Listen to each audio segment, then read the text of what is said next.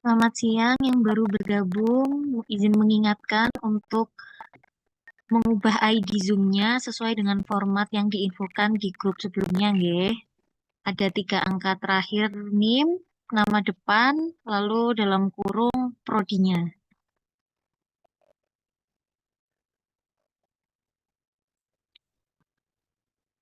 Mohon dibantu juga boleh menginfokan ke teman-teman yang sebelumnya ikut untuk segera bergabung karena sebentar lagi pelatihan akan dimulai kembali.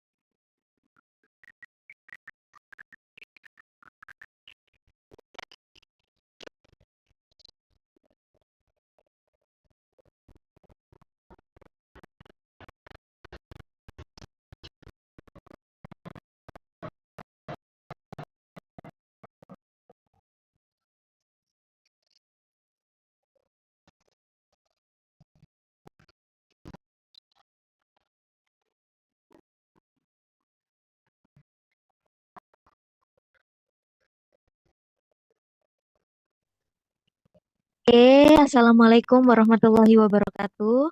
Waalaikumsalam warahmatullahi wabarakatuh. Selamat siang semuanya. Ini hampir bergabung semua. Semoga siang ini masih semangat dan bisa fokus untuk mengikuti acara sampai selesai, nggih.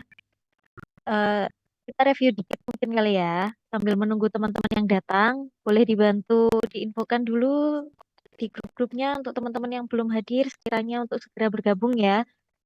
Kita mulai jam 1:05. Sedikit review, tadi kita ada beberapa materi 3 ya. Selain orientasi, yang pertama terkait regulasi, lalu tanggung jawab juga sebagai penyelia.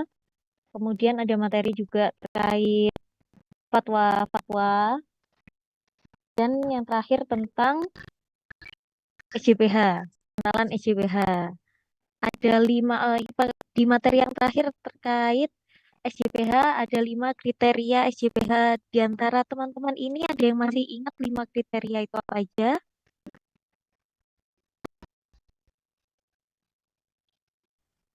Komitmen dan tanggung jawab, bahan, proses produk halal, produk dan pemantauan dan evaluasi.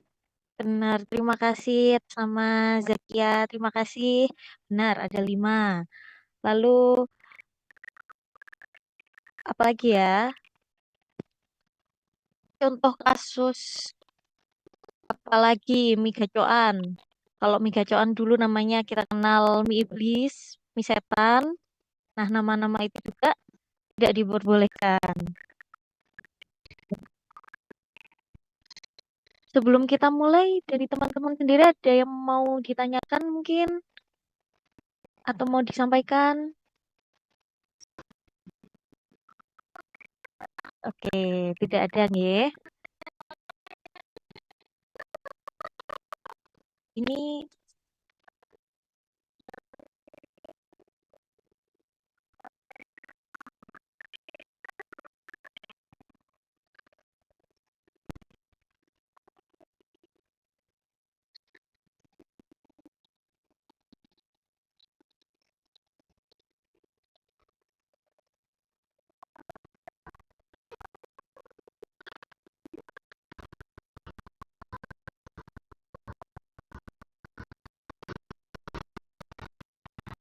oke. Terima kasih teman-teman semuanya. Boleh dibantu juga selama acara untuk on cam kamera. Jadi nanti narasumber kita akan bisa lihat juga siapa saja peserta yang hadir dan mendengarkan. Lalu untuk materi siang ini, setelah kita belajar yang tadi, salah satu dari kriteria SJPH ini adalah bahan.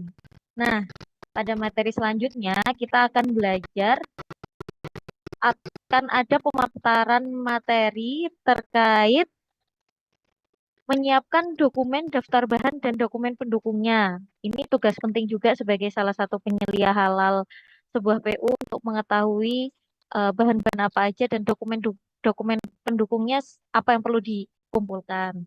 Untuk materi siang ini akan dibawakan oleh Bu Esti Widowati. Ini Bu Esti sampun bergabung. Kepada Bu Esti kami persilahkan. Ya, baik. Terima kasih, Mbak Faza. Teman-teman masih semangat ya? Suara saya apakah terdengar jelas? Terdengar Ibu. Mendengar Ibu. Oke, baik. Kita mulai ya. Assalamualaikum warahmatullahi wabarakatuh. Waalaikumsalam warahmatullahi wabarakatuh. Baik. Maaf kalau nanti agak terjeda ya. Kalau ngomong kebanyakan kayaknya masih agak batuk. Ya, mungkin agak keputus-putus. Oke, kita mulai. Yang akan kita diskusikan siang hari ini terkait dengan bahan dan dokumen pendukung bahan. Saya izin share screen dulu. Sudah tampak ya di layar? Masih on the way.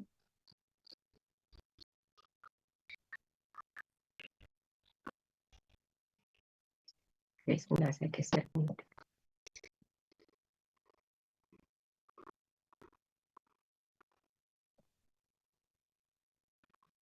Ya, baik.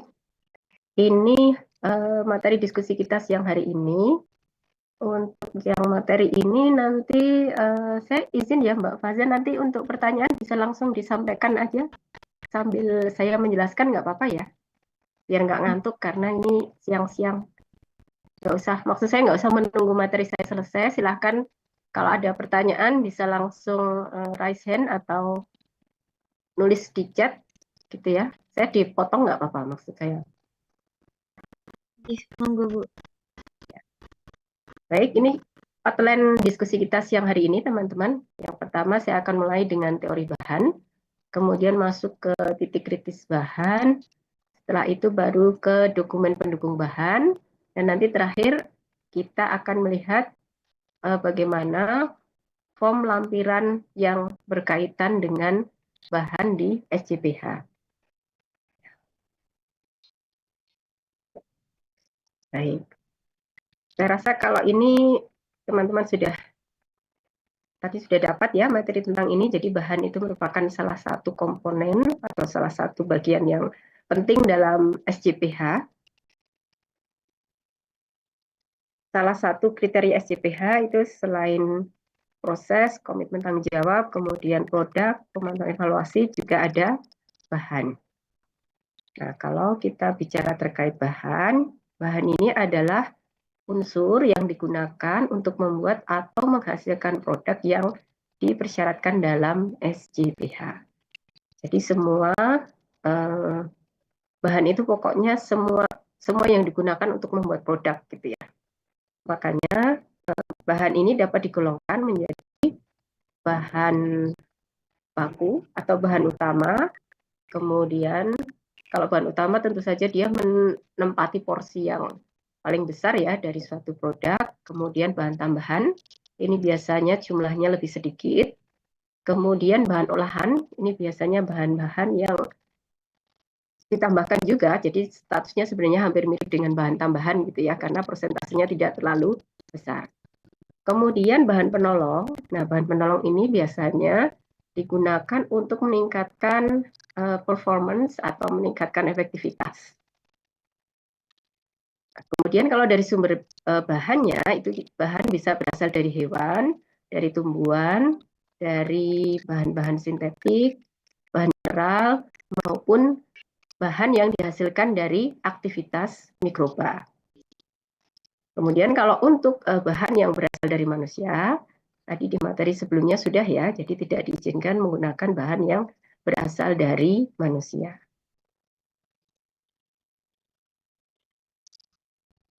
Baik, ini tadi sudah saya sampaikan sekilas ya, jadi bahan baku itu yang bahan utama. Kalau misalnya produknya ya bakteri kan adalah nitrogen, kemudian gula, telur gitu ya, bahan utamanya. Banyak yang mungkin mentega masuk. Kemudian bahan tambahannya, nah kalau produk-produk bakery, teman-teman mungkin aware juga, bahan tambahannya biasanya cukup banyak. Sehingga titik kritisnya itu, jadinya teman-teman sebagai penilaian nanti harus berhati-hati, karena bahan tambahan untuk produk-produk bakery ini sangat banyak. Dan bisa jadi bahan tambahan itu tidak diperoleh dari dalam negeri, maksudnya harus diimpor itu. Kalau nanti statusnya harus diimpor, berarti cek dulu sertifikat halalnya seperti apa ya. Nanti kita diskusikan di bawah. Baik, kemudian yang bahan penolong itu digunakan untuk membantu proses produksi, tapi tidak menjadi bagian dari komposisi produk. Contoh, misalnya ini ada pelarut, katalis, kemudian enzim, air. Tapi air yang digunakan untuk mencuci ya. Jadi air nanti bisa dibedakan menjadi dua. Air yang digunakan dalam proses produksi dan air yang digunakan untuk mencuci. Karena di dalam PU nanti biasanya air itu mereka menggunakan air yang berbeda gitu ya. Jadi untuk mencuci misalnya pakainya air sumur, tapi untuk membuat produknya mereka pakai air yang kemasan. Gitu. Berarti dua-duanya harus dituliskan meskipun sama-sama air, tetapi sumbernya kan berbeda. Kemudian contoh bahan penolong yang lain itu kuas. Kuas yang digunakan untuk mengoles kue. Nah, ini nanti biasanya kalau menjelang lebaran itu bikin nastar. Mungkin teman-teman yang membantu ibu di rumah ya, atau malah belum pulang ya nanti. Pulangnya mepet lebaran gitu, sampai rumah sudah tinggal terima beres. Ya, kuas ini titik kritisnya ada bahan kuasnya. Jadi kuas ini termasuk bahan penolong. Kemudian contoh bahan penolong lain apa ya? Nanti kita saya melihat di bawah deh. Jadi intinya bahan penolong ini nanti adalah bisa jadi berupa bahan-bahan yang akan bersentuhan langsung dengan bahan baku maupun dengan produk. Ya. Nah, kemudian kalau nanti teman-teman mendampingi restoran atau catering, ini kalau ada menu titipan atau menu rekanan atau menu yang dibeli dari pihak lain, ini juga dimasukkan sebagai bahan. Karena apa? Karena akan disajikan oleh restorannya itu. Jadi yang dimaksud bahan di sini benar-benar membuat list semua bahan yang digunakan. Ya. Baik, ini untuk asal bahannya. Tadi sudah saya sampaikan ya, bahan nabati, bahan hewani, bahan mikroba. Nah, kita lihat satu-satu. Kalau yang berasal dari tumbuh-tumbuhan, ini hukum dasarnya halal, tapi kemudian teman-teman perlu cek apakah ada proses lanjutan, dan pada proses lanjutan tersebut apakah digunakan bahan aditif atau bahan penolong. Kenapa? Karena nanti yang perlu dicek apakah bahan aditif atau bahan penolongnya itu halal atau tidak. Ya. Misalnya bahan nabati sayur-sayuran ya, kalau sayuran segar itu kan aman ya. Tapi ternyata ketika mau disajikan, sayur-sayurannya ini dimasak dulu. Ada tambahan misalnya macam-macam perasa. Nah, jadi perlu dicek perasanya ini sudah ada sertifikat halalnya atau belum. Kemudian untuk bahan turunan hewani, nah, ini juga halal atau dan suci kalau berasal dari, yang pertama hewannya dulu harus halal ya. Jadi hewannya harus halal. Tentu saja hewan halal ini maksudnya asalnya juga harus halal ya. Jangan sampai nanti hewan ternaknya tetangga kemudian diambil gitu tanpa izin ya, itu kan jatuhnya juga sudah nggak halal ya. Baik, kemudian bukan darah dan tidak bercampur dengan bahan haram atau najis. Baik, kita lanjutkan. Nah, ini bahan-bahan yang haram atau najis yang termasuk turunan hewani, itu diantaranya ini ada babi dan produk turunannya, kemudian bulu, rambut, dan seluruh bagian tubuh manusia, homer ya, homer dan hasil samping homer yang diperoleh dari pemisahan fisik. Kemudian darah, bangkai, atau hewan yang disembelihnya tidak sesuai dengan hukum Islam, dan hewan lain yang diharamkan. Oke. Nah, selanjutnya untuk bahan yang masuk kategori produk mikroba. Saya bisa matikan kamera dulu. Ini sinyalnya kayaknya di sini naik turun sebentar, sorry.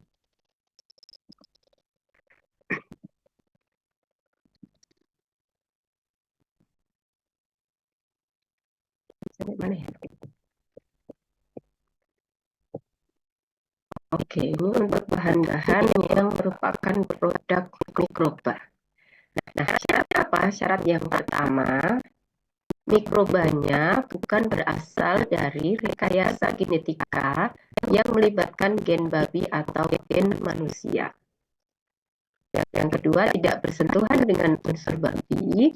Kemudian medianya, jadi media kulturnya yang digunakan untuk membiakkan mikrobanya itu tidak berasal dari babi. Ya. Nah, kalau kita bicara tentang bahan atau bahan kultur ya, bahan media yang digunakan untuk kultur, ini memang sedikit tricky ya, karena untuk mendapatkan bahan kultur yang benar-benar aman itu agak susah juga gitu. Jadi kita perlu cek ya, karena kan ada yang menggunakan misalnya pepton gitu ya, medianya salah satunya pakai pepton, sehingga harus kita runut nih peptonnya ini sudah ada sertifikat halalnya atau belum. Nah itu agak tricky ya, agak saya tidak mengatakan susah, nanti kalau susah teman-teman udah langsung waduh kok susah gitu. Enggak, jadi memang ini tantangannya di sini. Nah, kalau pengalaman saya ketika pernah mengaudit itu akhirnya mikrobanya dipindahkan dulu ke media yang halal. Jadi mereka ambil dari media awalnya sih media biasa ya, media kultur seperti yang digunakan di laboratorium gitu. Kemudian dipindahkan dulu nih mikrobanya, dipindahkan ke media yang halal. Beberapa kali pemindahan ya, nggak cuma sekali. Media halalnya waktu itu pelaku usaha menggunakan media yang berasal dari nabati. Jadi aman lah. Bahan tambahannya juga bahan-bahan mineral itu ada untuk enrichment-nya. Kalau mineral itu kan juga aman ya statusnya. Jadi aman secara umum gitu, medianya sudah media halal. dengan beberapa kali pemindahan tentunya ya, nggak cuma sekali. Nah, kenapa? Karena memang alasan beliau juga itu susah mengambil bahan media yang benar-benar dari produsennya yang sudah halal gitu. Jadi daripada ragu-ragu ya sudah pindah dulu saja ke media yang lain gitu. Oke, kemudian yang poin pertama ini, mikrobanya bukan berasal dari rekayasa genetika yang menggantikan gen babi atau gen manusia. Nah, problemnya sekarang ini sebenarnya saya pernah diskusi juga dengan Bu Ika ya. Ini karena teman-teman kan bagian besar dari kimia, jadi kita bicaranya dari sudut pandang kimia juga nih. Kita pernah diskusi dengan Bu Ika ya. Sebenarnya kalau ini mungkin ya maksudnya, jadi gen dari babi diambil dulu, diisolasi gitu ya, kemudian baru diinsertkan ke mikrobanya. Nah, sementara saat ini, sekarang itu, kalau kita mau melakukan rekayasa genetika, ya, gen targetnya itu kan bisa dipesan ya.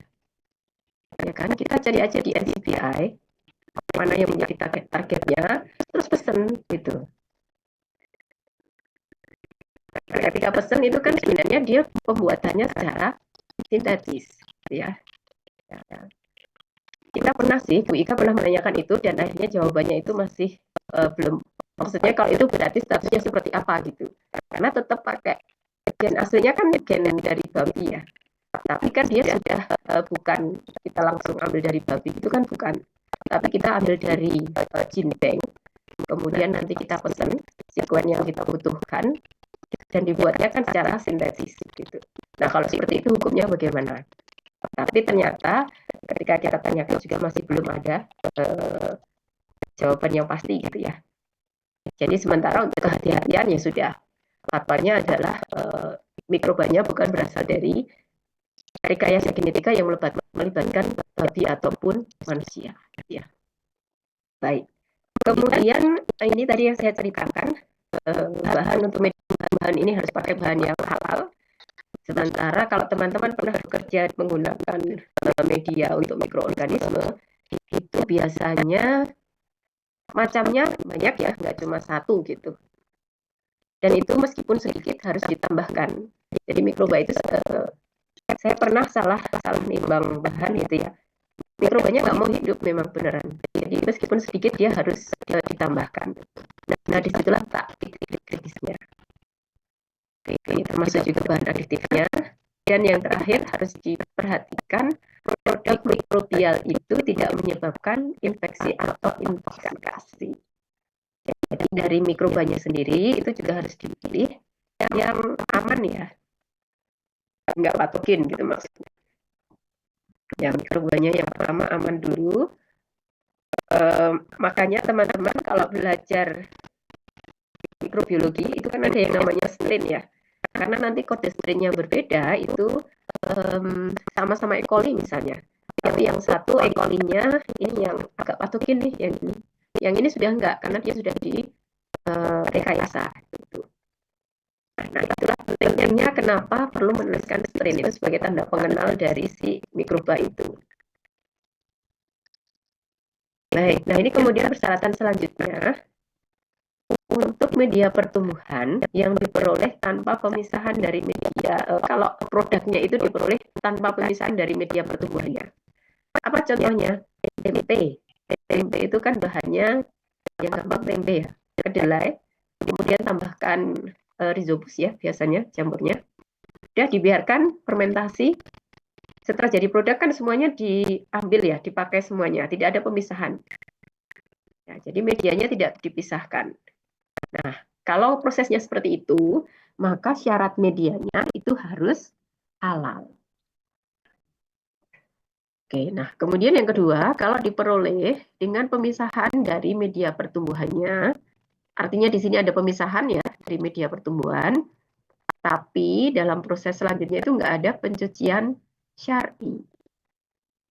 Jadi ini dipisahkan sih, tapi nggak ada pencucian. Maka syarat medianya juga harus menggunakan media yang halal.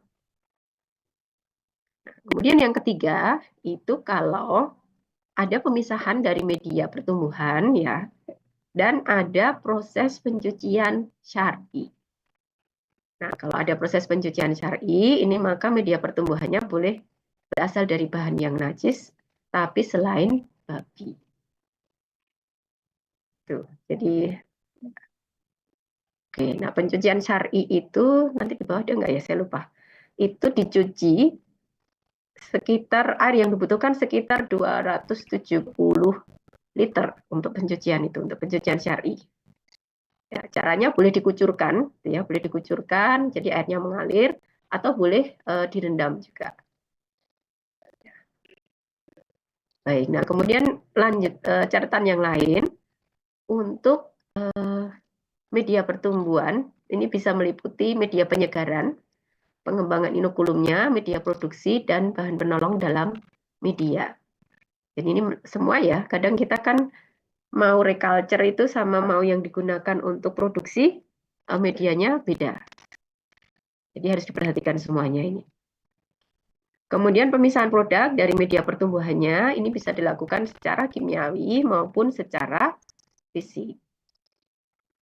Ya kalau secara fisik dipisahkan dengan itu misalnya, teman-teman bayanginnya apa ya?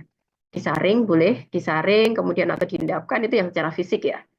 Kalau proses kimiawi berarti gunakan atau tambahkan bahan lain sehingga misalnya yang satu mengendap, yang satu tetap larut. Oh ya, ini ada. Oke, jadi ini untuk pencucian syar'i tadi ya. Pencucian syar'i itu biasa dilakukan dengan dua prosedur gitu ya. Yang pertama di pengucuran. Jadi produknya dialiri air gitu ya.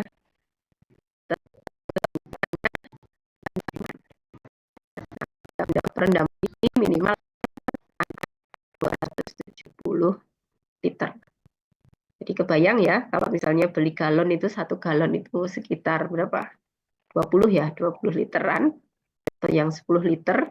Nah, teman-teman tinggal mengalihkan nih kalau 270 liter kira-kira berarti butuhnya adalah 27 galon kalau masing-masing 10 literan ya. Oke.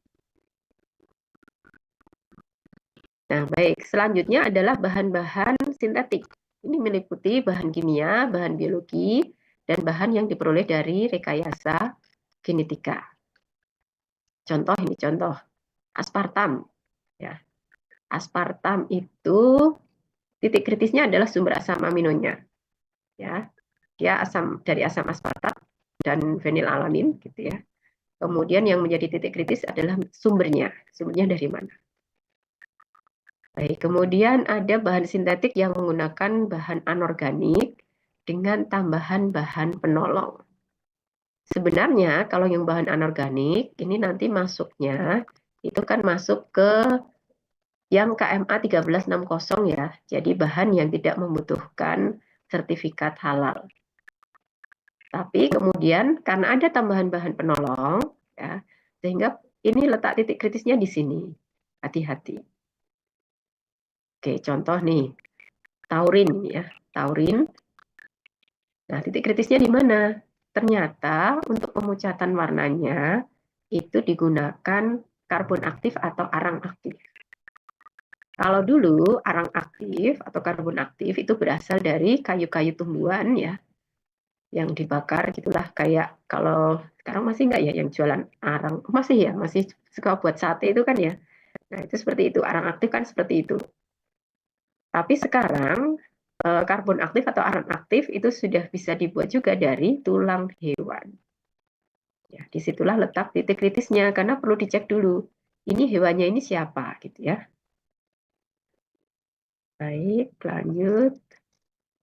Nah, kita masuk ke produk-produk alkohol dan turunannya. Oke, untuk produk alkohol, ini yang pertama syaratnya ya. Etanolnya tidak berasal dari industri Homer. Ya, tadi sudah dibahas di materinya Pak Frida ya, terkait dengan Homer ini. Nah, saya melihatnya dari sudut pandang orang kimia ya. Oke. Etanolnya itu berasal dari sumber yang lain seperti fermentasi dari singkong, jagung, atau molase. Ini dapat digunakan. Dan dia dapat digunakan sebagai pelarut atau bahan untuk sanitasi. Oke, teman-teman mungkin masih ingat atau atau malah sekarang juga kemana-mana masih bawa ya pakai pembersih yang beralkohol itu, hand sanitizer itu, ya itu kan sebagian besar komposisinya adalah etanol. Nah, etanol itu sebenarnya juga ditemukan sebagai pelarut ya dalam beberapa produk atau obat.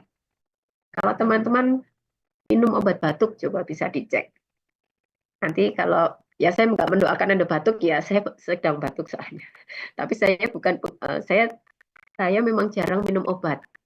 Jadi saya lebih suka menggunakan bahan-bahan kayak zaman nenek moyang kita dulu gitu. Saya kalau batuk biasanya makan kencur. Jadi saya jarang minum obat batuk. Ya. Tapi pernah sih dulu zaman kecil minum ya. Sebagian besar obat batuk itu untuk pelarutnya masih menggunakan etanol. Kenapa kok etanol? Jadi di industri obat-obatan itu etanol dianggap sebagai pelarut yang pertama universal iya. Ya. Hampir semua bahan itu larut dalam etanol. Yang kedua, dari segi harga dia murah pertimbangannya ya. Yang ketiga, mikroorganisme itu nggak suka kalau pelarutnya etanol. Artinya apa? Dia bisa mencegah tumbuhnya mikroorganisme kalau menggunakan etanol. Beda kalau menggunakan pelarut yang air. Air itu adalah media yang sangat disukai oleh mikroorganisme. Sehingga etanol memang harus diakui masih digunakan sebagai pelarut andalan gitu ya untuk beberapa produk terutama obat-obatan. Oke, catatan yang kedua, produk cair yang berasal dari hasil samping industri Homer yang diperolehnya hanya dengan pemisahan secara fisik. Nah, ini tidak boleh digunakan. Kenapa kira-kira? Diskusi aja nih biar nggak ngantuk ya. Siapa yang mau ini dari sudut pandang ilmiah nih, kenapa kok nggak boleh digunakan kira-kira kalau hanya menggunakan pemisahan secara fisik? Atau saya perlu menunjuk nih? Dia pada deg-degan nih kayaknya kalau mau saya tunjuk ya. Siapa mau menyampaikan pendapatnya daripada saya tunjuk?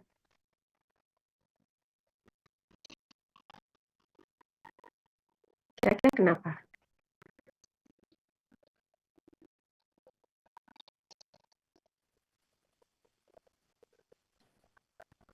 Kok sepi ya? Oke, kayaknya saya tunjuk deh kayaknya ya. Solihul, hadir nggak nih?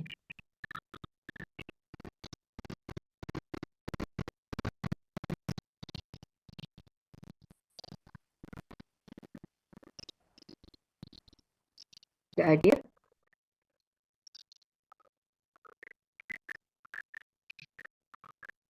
Saya cek dulu. Nanti akan dicatat Mbak Faza ikut nyatet ya. Kalau yang saya panggil 3 kali nggak hadir berarti ya sudah. Jangan-jangan saya tidur siang ini. Saya seudon jadinya. Oke. Siapa ya? Sebentar.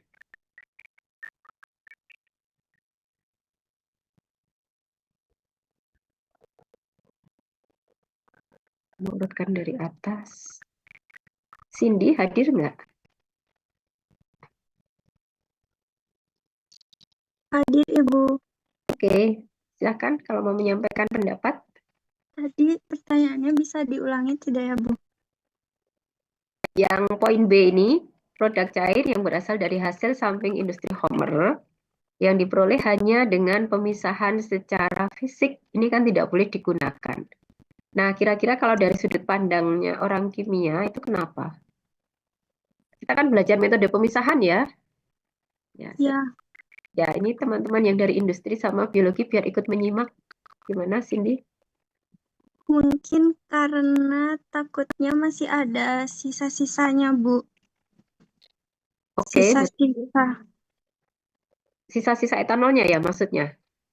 Iya. Oke, ya betul.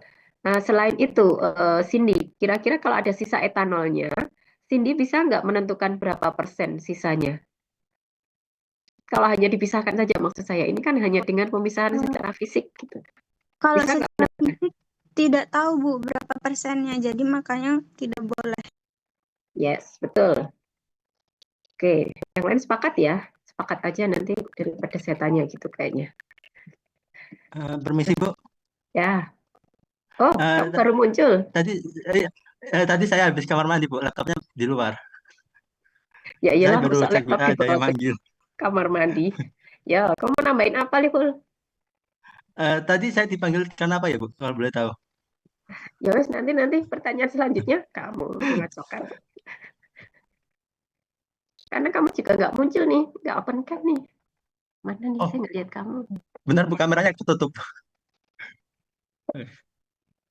Ya, nanti ya, pertanyaan selanjutnya ya. Oke, yang tadi betul ya, Cindy. Terima kasih. Jadi kalau pemisahannya hanya secara fisik, ya, itu kemungkinan etanolnya itu masih ada gitu ya. Karena pemisahannya hanya secara fisik. Terus yang kedua, kita juga nggak bisa menentukan. Jadi di end produknya atau di hasil akhirnya, kadar etanolnya berapa nih? Kalau cuma dikira-kira kan nggak boleh ya. Harus, karena syaratnya harus kurang dari 0,5%. Ya, baik. Nah, yang poin ketiga, produk cair yang berasal dari hasil samping industri Homer, kemudian direaksikan dengan bahan lain, atau dilakukan proses biotransformasi. Kata kuncinya adalah biotransformasi, sehingga menghasilkan produk baru. Maka produk baru ini dapat digunakan. Ya, Tihul mau memberi contoh yang poin C. Kira-kira apa yang ada proses biotransformasi sehingga menghasilkan produk baru? Yang tadinya ada kandungan alkoholnya gitu, kemudian ada proses dia berubah menjadi produk yang baru. Kira-kira ada, kan sudah hatam kuliahnya, mestinya bisa ini.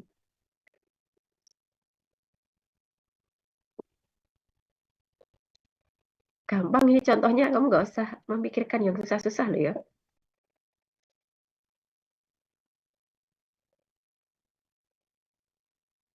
Ya, sambil nunggu siapa yang lain kalau mau ada sudah ketemu dulu boleh menyampaikan biar nggak ngantuk.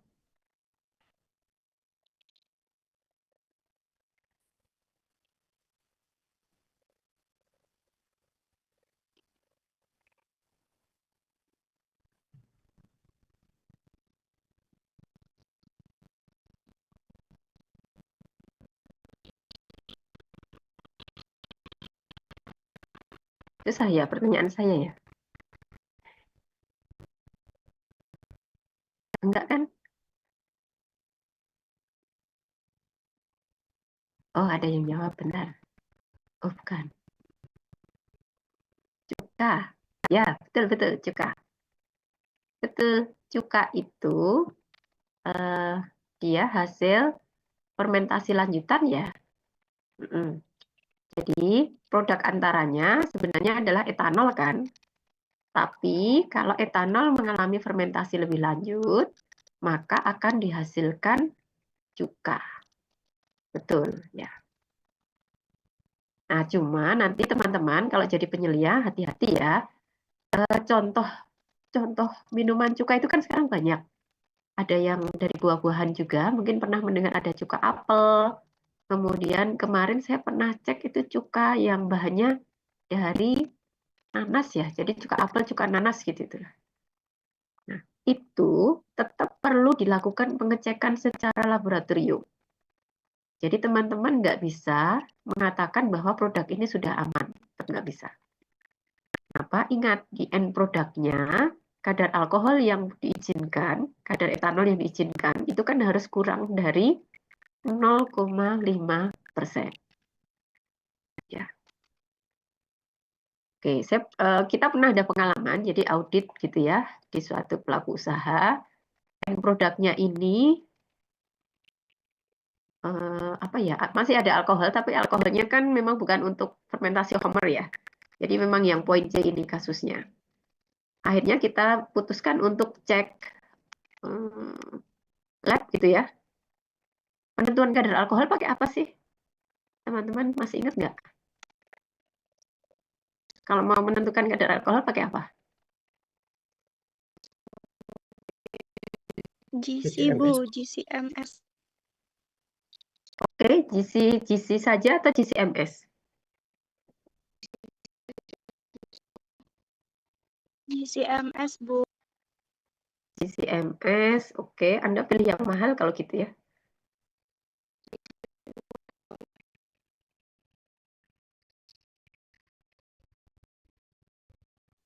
Sorry, saya batuk. Iya, betul. Pakai GCMS bisa, tapi sebenarnya Anda pakai GC yang biasa juga bisa, kalau hanya menentukan kadarnya. Ya, karena yang dicari kan kadarnya kan. Jadi kalau kadar itu bisa pakai GC yang biasa, yang FID itu loh. Ya, oke. Baik, kemudian yang poin D, produk padat yang berasal dari hasil samping industri Homer dapat digunakan setelah dicuci dengan air sampai hilang bau dan warna minuman alkoholnya. Ya, ini tadi berarti ada pencucian secara syar'i. Kata kuncinya di situ. Boleh digunakan, tapi kalau ada pencucian secara syar'i.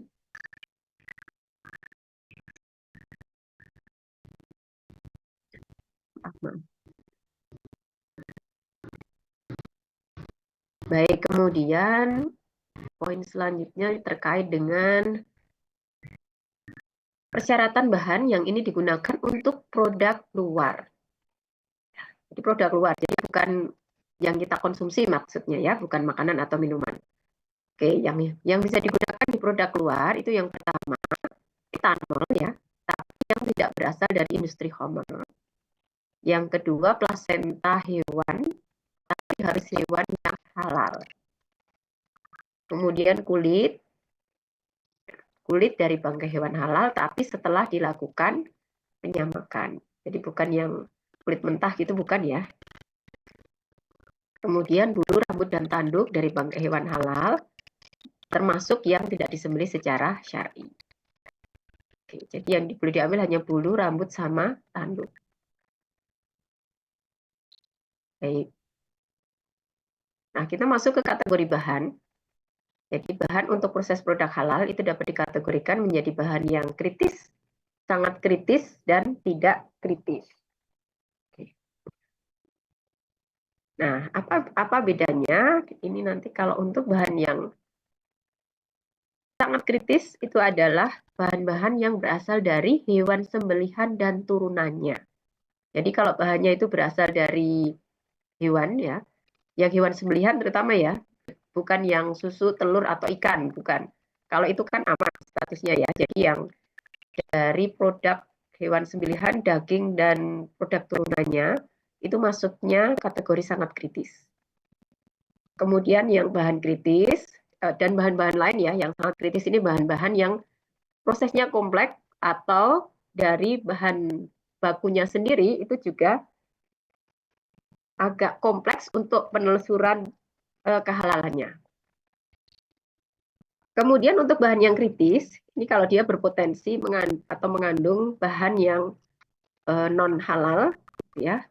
Nah kalau yang tidak kritis, ini tadi yang berasal dari tumbuhan atau dari bahan tambang, tapi tanpa proses pengolahan. Sayur, buah segar, kemudian misalnya batu-batuan, mineral, zeolit, bentonit, yang gitu-gitu. Kalau tanpa pengolahan berarti aman. Dia kategorinya adalah tidak kritis. Ya. Oke. Kita lanjut ke titik kritis bahan.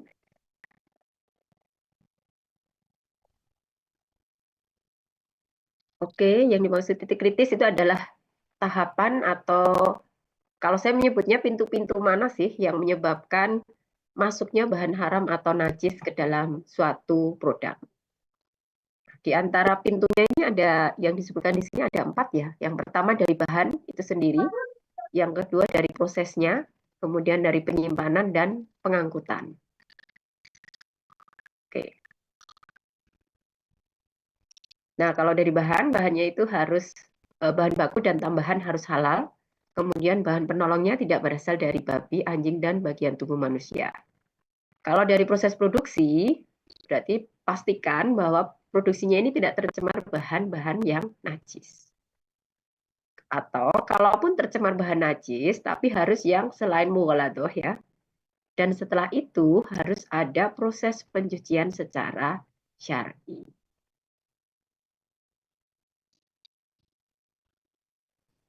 Baik, saya lanjut ke identifikasi titik kritis. Jadi untuk identifikasi titik kritis ini dapat digunakan decision tree atau pohon keputusan. Mari kita lihat bersama. Oke, nah supaya nggak ngantuk ini mungkin salah satu gantian menjelaskan biar saya juga hemat suara nih. Siapa mau membantu saya menjelaskan ya? Ini gampang kok, cuma ini diagram. Coba Lihul tadi karena belum jadi. Kelihatan nggak slide saya ya? Kelihatan tuh Lihul? Kelihatan, Bu. Oke, coba kamu bantu saya jelasin.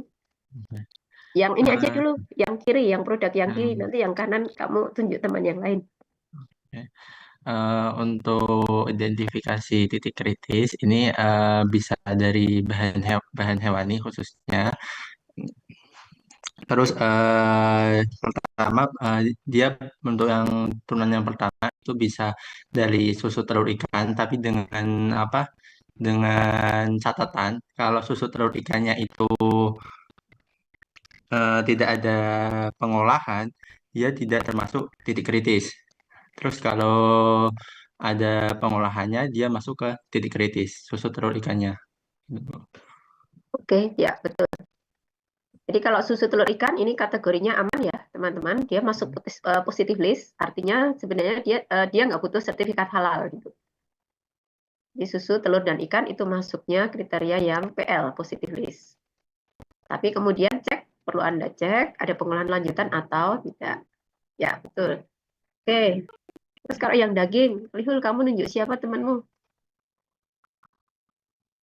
Biar nggak ngantuk nih siang-siang.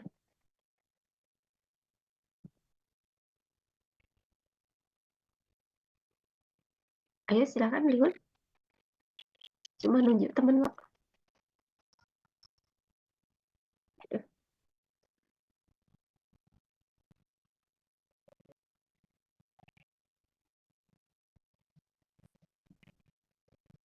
Siapa Lihul? Sebentar, Bu, sebentar.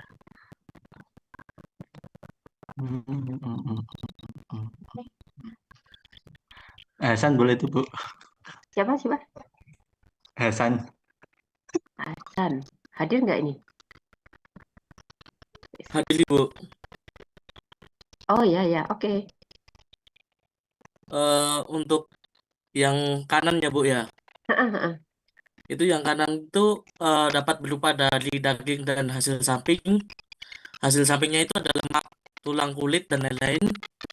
Terus apakah daging itu halal? Jika tidak halal maka haram. Kalau halal hewan tersebut harus memiliki sertifikat halal. Jika tidak boleh digunakan. Jika iya, semisal ada pengolahan lanjutan, maka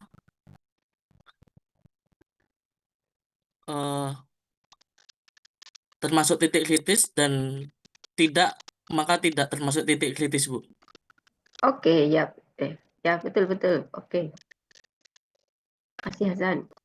Ya, jadi kalau produknya itu daging dan hasil sampingnya, maka syarat pertamanya hewannya dulu ya, hewannya harus halal.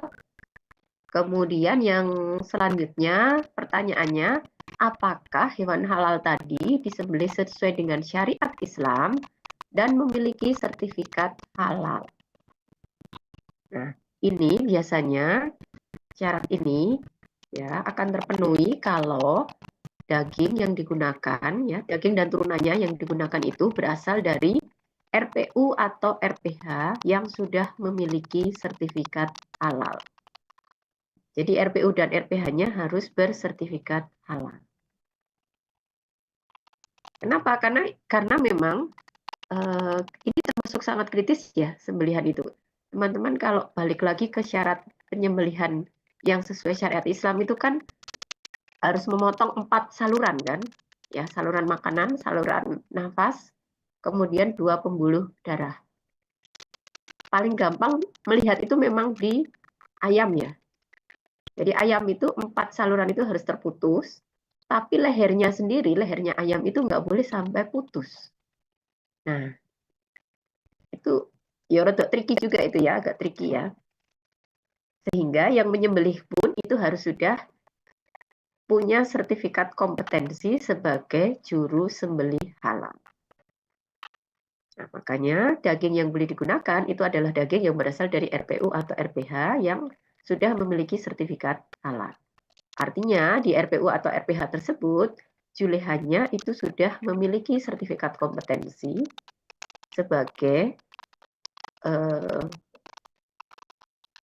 juru sembelih halal. Jadi mereka juga ujian, ya ada ujian kompetensinya ya. Kemudian ketika audit mereka juga harus praktek lagi gitu, bagaimana cara menyembelih yang benar untuk memastikan bahwa 4 saluran itu terputus tanpa memutus lehernya. Jadi leher ayamnya nggak boleh sampai putus. Ayam atau apa namanya ayam itu bebek ya, ya sama mirip-mirip mereka. Oke betul ya. Jadi kalau punya SH maka lanjut, kalau tidak punya SH berarti tidak boleh digunakan. Nah ini memang problemnya teman-teman terkait hewan sembelihan ini. Kalau di Jogja itu termasuk yang sudah banyak RPH dan RPU yang memiliki sertifikat halal. Jogja itu termasuk provinsi yang cukup banyak. Ini apa RPU RPH yang ber-SH. Teman-teman kalau membandingkan dengan yang di luar Jawa, itu kadang satu provinsi itu hanya ada beberapa, sehingga pelaku usaha itu kesulitan gitu untuk mencari ini hewan sembelihan yang memenuhi syarat. Baik, lanjut. Izin bertanya.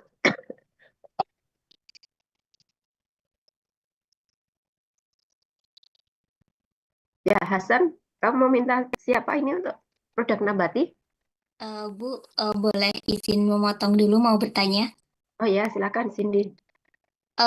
Jadi kan tadi kan kalau misalnya di rumah potong hewan itu kan julehannya itu sebaiknya itu sudah memiliki sertifikat kompetensi.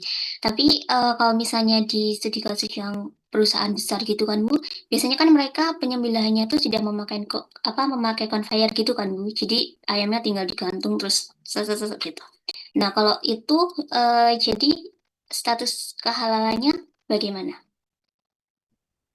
Ya, baik. Nah, kalau itu kemarin didiskusikan juga, sempat didiskusikan di grup ya. Jadi kalau di luar negeri itu memang cara penyembelihannya itu seperti itu.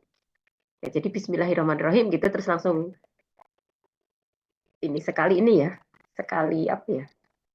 potong itu bisa langsung banyak gitu ya. Nah, tapi kalau di kita ya di RPU di Indonesia itu tetap kita masih menggunakan aturan RPU atau RPH itu harus punya juru sembelih halal.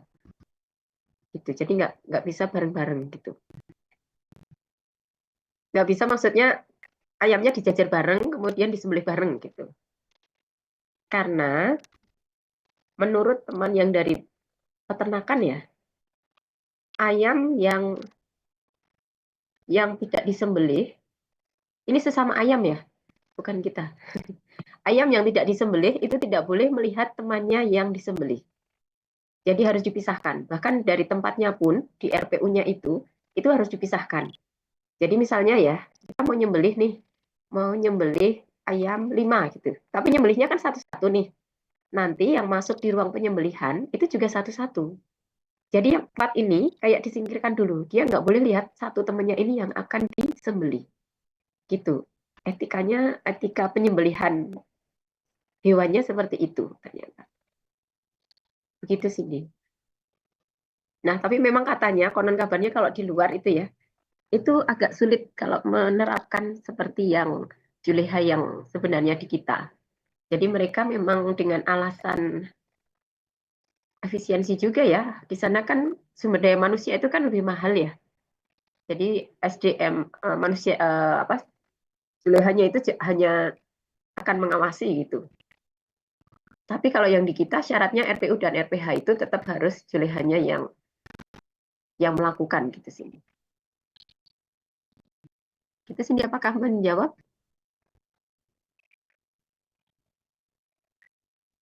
Sudah cukup menjawab. Terima kasih, Bu. Baik, sama-sama. Oke, baik Hasan. Kamu mau nunjuk siapa?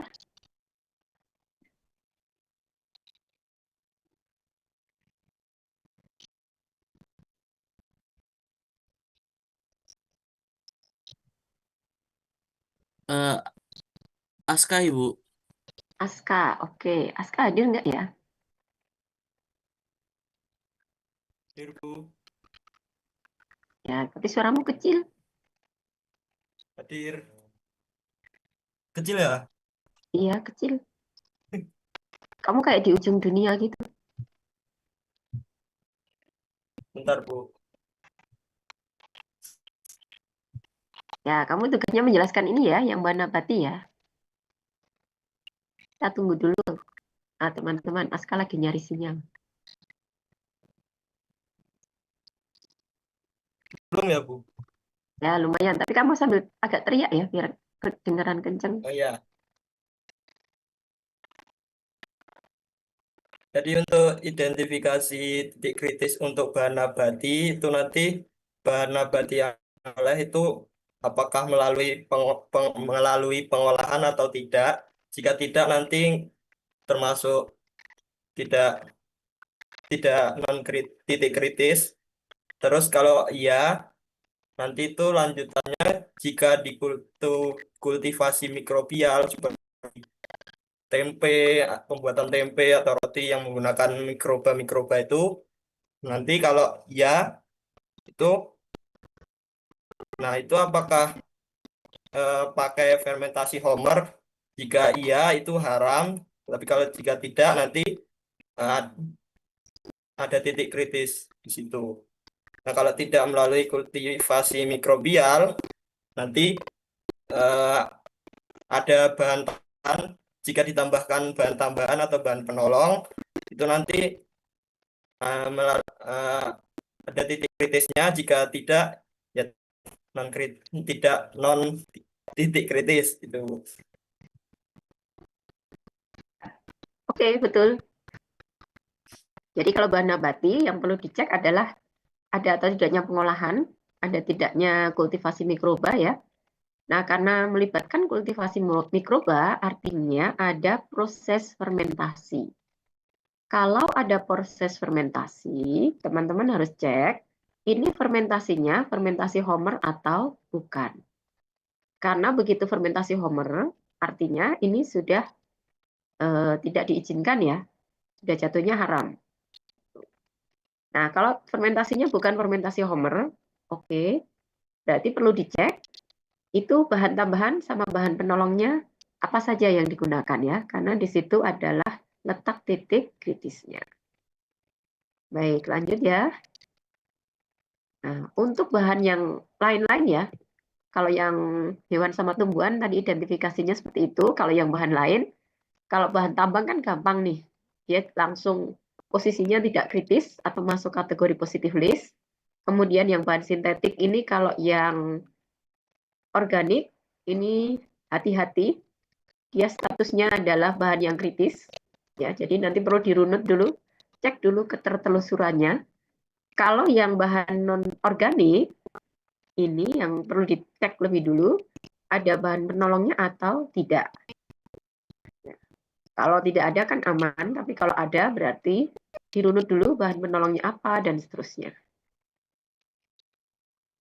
Kalau bahannya adalah bahan campuran, ya di sini jelas kritis ya, karena bahan campuran itu bisa jadi nanti bahan anorganik tapi ditambah dengan bahan yang organik. Ya kalau anorganiknya kan sebenarnya aman, tapi karena ada tambahan bahan organik, maka jatuhnya menjadi kritis. Ya. Nah, baik. Kemudian untuk bahan-bahan mikrobial, untuk produk mikrobial ini semua produknya adalah titik kritis. Jadi memang harus hati-hati banget kalau teman-teman nanti mendampingi pelaku usaha yang melibatkan penggunaan mikroba. Kenapa? Mikrobanya sendiri itu sudah kritis. Kemudian medianya jelas, ya di situ juga kritis. Apalagi saya sebutkan tadi, media untuk kultur mikroba itu pasti nggak berupa bahan tunggal ya, pasti campuran dari banyak bahan. Jadi perlu dicek satu persatu gitu ya. Kemudian medianya itu apakah hanya menggunakan satu macam.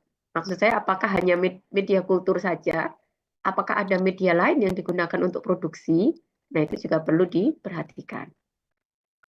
Oke, dulu pernah ada kasus ya untuk media fermentasi ya kayaknya, penyedap rasa, zaman dulu sekali kayaknya teman-teman nggak tahu sudah di dunia atau belum, atau masih entah di mana.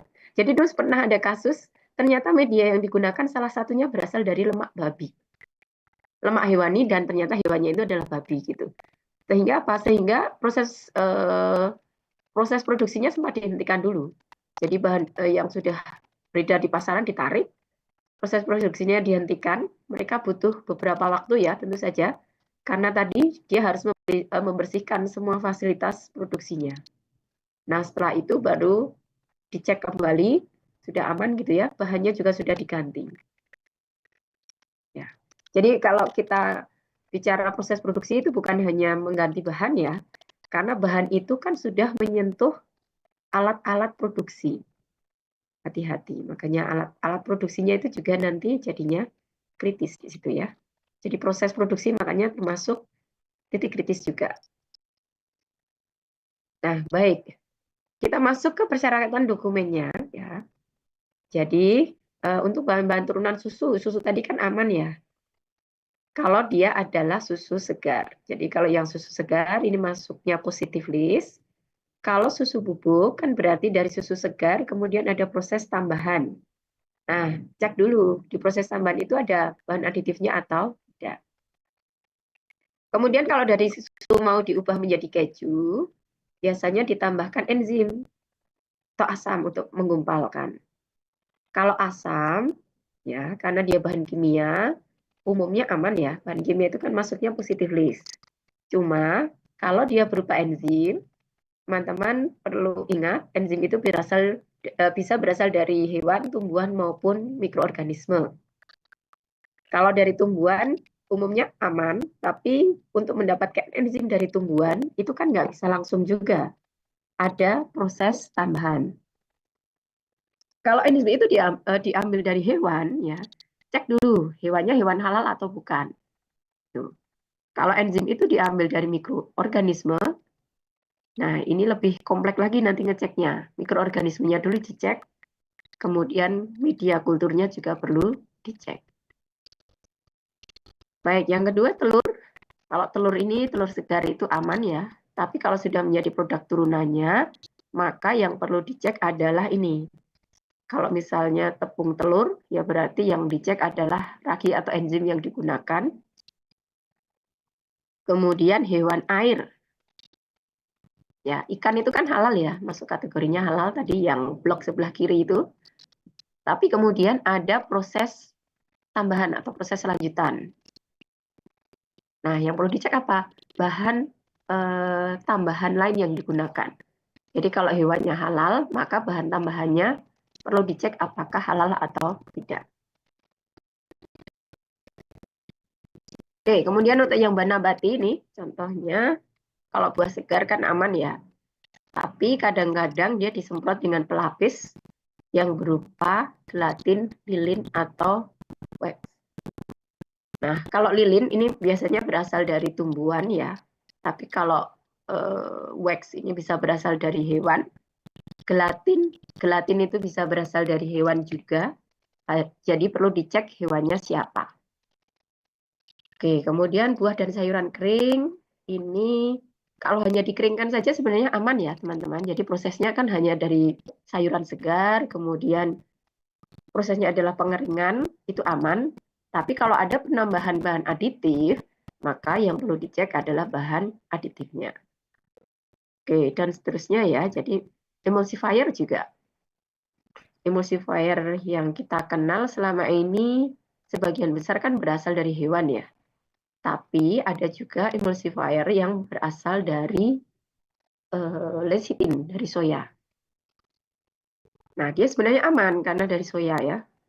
Cuma dalam proses pembuatannya itu ada penambahan enzim. Sehingga enzimnya ini yang perlu dicek atau diperiksa. Oke.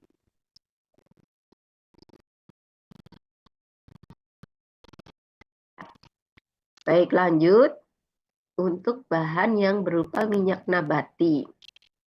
Nah, ini yang menjadi titik kritisnya adalah di proses bleachingnya itu ada penggunaan arang aktif. Sama, ya hal yang hampir sama itu terjadi pada proses pembuatan gula. Ya, jadi pada proses pemurniannya itu digunakan arang aktif juga. Kemudian kalau pewarna, ya pewarna ini kalau ada proses enkapsulasi, biasanya bahan yang digunakan untuk enkapsulasinya ini yang menjadi kritis. Kenapa? Karena biasanya digunakan gelatin. Ya, gelatin itu memang multifungsi ya. Kalau kita bicara di produk makanan dan minuman, itu gelatin multifungsi. Dan gelatin ini dapat diproduksi dari tulang babi. Sehingga kita perlu hati-hati. Termasuk juga manisan, kemudian jam, jelly, itu nanti dicek sumber bahan aditifnya apa. Baik, saya lanjut ke dokumen pendukung bahan. Sebelum itu, apakah ada pertanyaan dulu? Ambil saya tunggu sebentar, 2 menit. Kalau ada pertanyaan.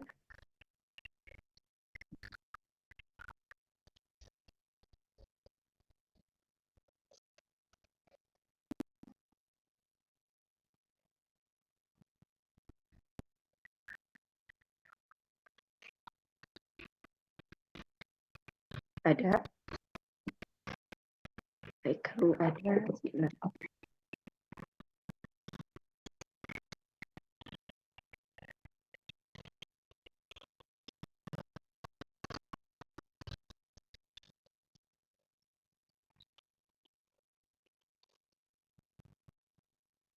Baik, kita masuk ke dokumen pendukung bahan.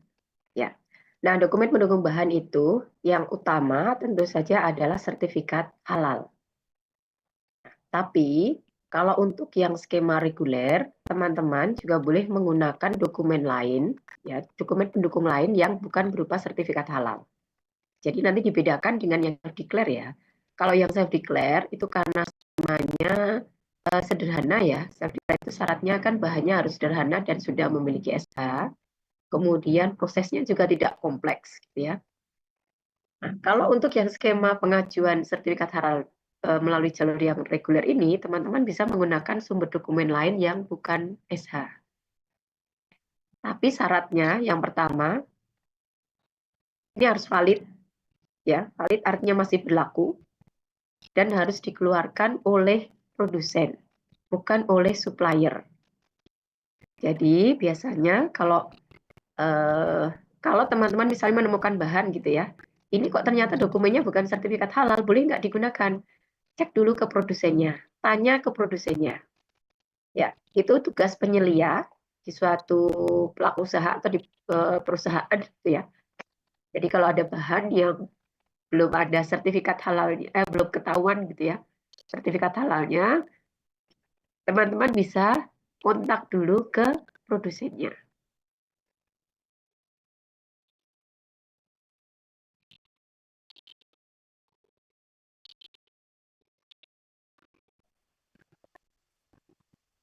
Nah, ini untuk kriteria dokumen pendukung bahan.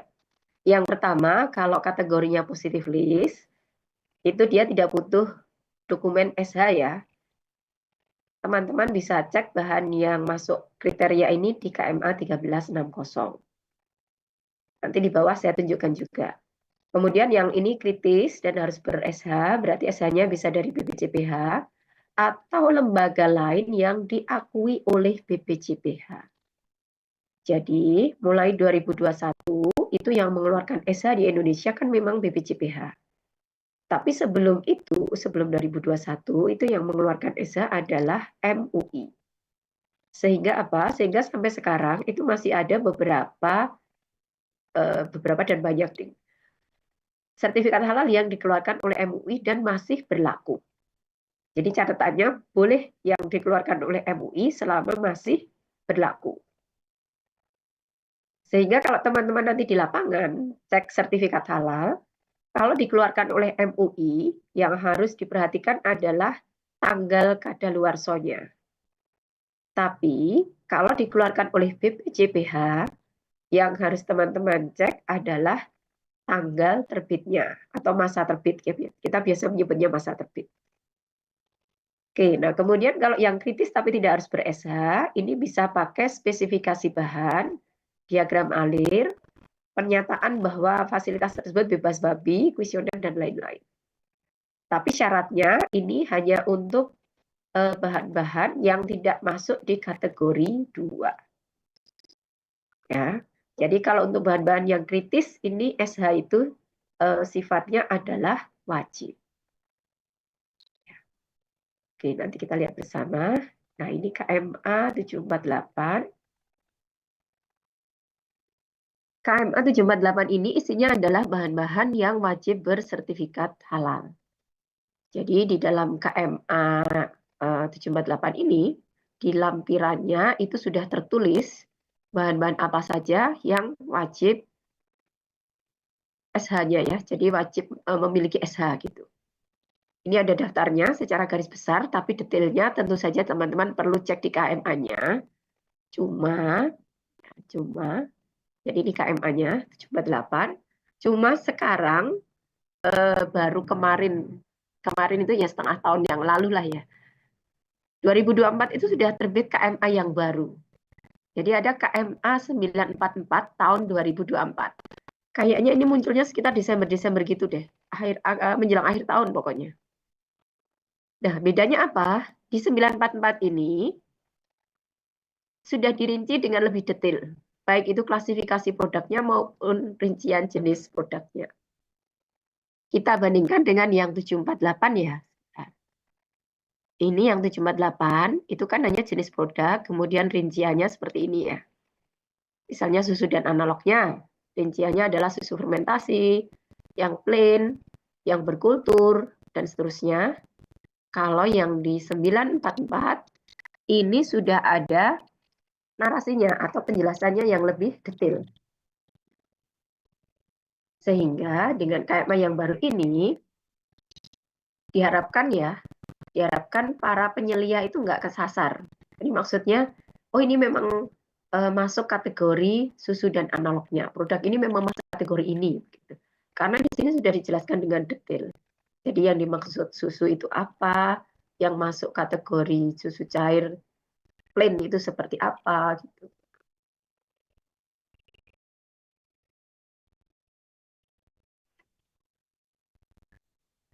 Baik.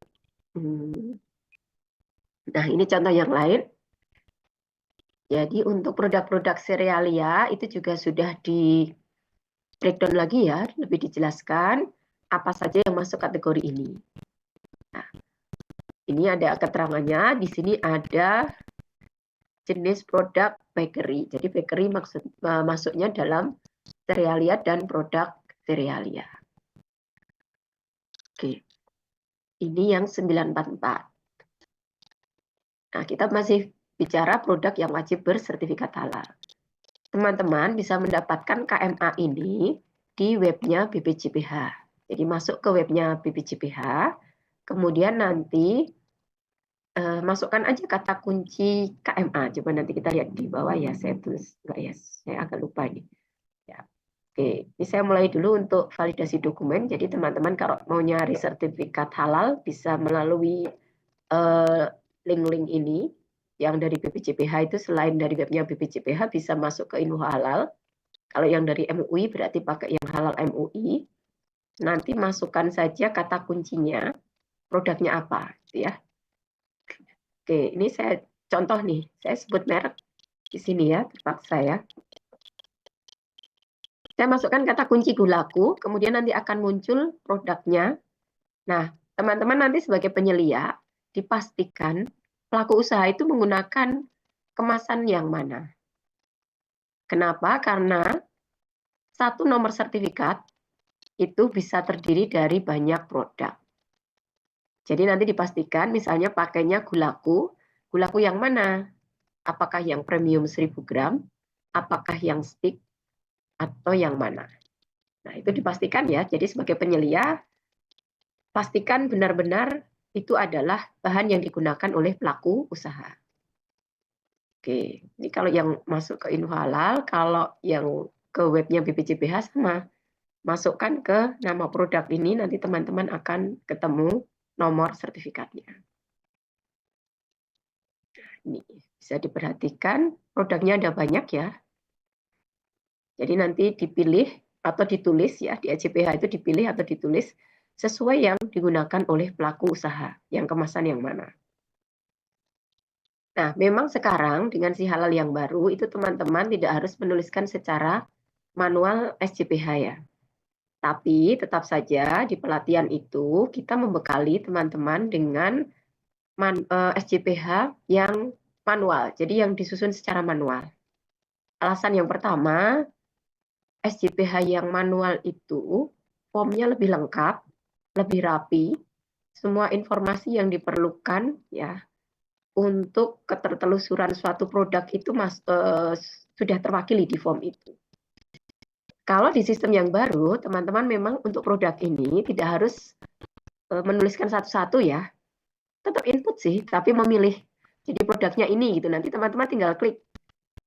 Mirip-mirip seperti yang sistem si halalnya untuk self-declare. Ya. Dan itu baru mulai tahun ini. Baru mulai sekitar bulan-bulan Mei. Itu. Jadi sistem yang reguler diubah seperti itu. Cuma kita tetap saja akan membekali. Jadi di pelatihan ini teman-teman tetap belajarnya yang SJPH manual. Jadi in case waktu-waktu programnya diubah lagi gitu ya, sistemnya diubah lagi, teman-teman sudah punya pegangan. SJPH-nya kan tetap seperti itu, ya. Karena di webnya BPJPH sendiri, form SJPH yang lama itu juga nggak dihapus, jadi masih tetap ada. Ya, artinya kan lebih baik kita belajar basicnya. Nanti kalau mau aplikasi, pengembangan dan lain-lain, teman-teman sudah tahu basicnya apa dan itu yang dipegang. Ya. Baik, ini yang halal MUI. Lanjut. Oke. Nah, dokumen lain yang saya maksudkan itu bisa berupa flowchart, sertifikasi bahan, COE, kemudian ada pernyataan fasilitas bebas babi. Kita lihat satu persatu. Oke, yang pertama ini. Ini kalau sertifikat halal itu diterbitkan oleh lembaga di luar negeri. Syaratnya apa? Syaratnya lembaga itu harus yang sudah diakui oleh BPJPH. Nah, jadi BPJPH itu sudah punya daftar, namanya LHLN ya, lembaga semacam lembaga pemeriksa halal yang di luar negeri gitu ya, yang sudah diakui oleh BPJPH. Kalau teman-teman ingin tahu apa saja lembaganya, ada di webnya BPJPH ya. Ini contoh saja, jadi ini adalah contoh sertifikat halal yang berasal dari luar negeri, tapi yang valid ya. Valid itu artinya lembaganya ini diakui oleh BPJPH. Apa saja informasi yang masuk ke situ? Nih, ada informasi lokasi dari produsennya, informasi produknya, nomor dan masa berlaku sertifikat. Baik, yang kedua itu kalau dokumennya berupa fasilitas pernyataan ya, pernyataan bahwa fasilitas ini bebas dari babi, dari penggunaan babi. Nah, ini bisa juga dibuatkan pernyataan seperti ini. Oke, contohnya ya ini. Kemudian contoh lain, ini adalah pernyataan tentang sumber etanol yang digunakan. Jadi di surat ini dinyatakan bahwa etanol yang digunakan itu bukan berasal dari Homer. Ya, ini ada ya. Jadi tidak ada penggunaan bagian dari animal, tidak ada bahan-bahan yang alergen ya, sifatnya menyebabkan alergi. Kemudian kenapa di sini ada gluten free? Biasanya gluten itu termasuk juga bahan yang memicu alergi ya. Jadi di beberapa orang sih, nggak semua, tapi memang kalau di luar itu orang-orang biasanya aware dengan ini, yang free dari gluten gitu. Oke, selanjutnya spesifikasi. Nah, spesifikasi itu termasuk juga jenis dokumen yang lain. Spesifikasi ini seperti apa sih kalau misalnya teman-teman beli produk gitu ya. Terus kan biasanya nemu ada selembar kertas misalnya. Selembar kertas itu isinya deskripsi produknya seperti apa, kemudian sifat-sifat kimia, sifat-sifat fisika, bagaimana penyimpanannya, terus produknya itu sebenarnya terdiri dari apa sih komposisinya. Nah, itu yang disebut dengan spesifikasi bahan. Dan itu harus dikeluarkan oleh produsen ya, dan infonya juga harus lengkap. Gitu. Baik, kalau yang tadi yang ini yang contoh yang dokumen spesifikasi yang lengkap, kalau yang ini yang tidak lengkap ya. Kenapa kok tidak lengkap? Karena di sini ada capsicum ekstrak, tapi tidak ada informasi pelarut yang digunakan untuk ekstraksinya. Ya, silakan diperhatikan dulu.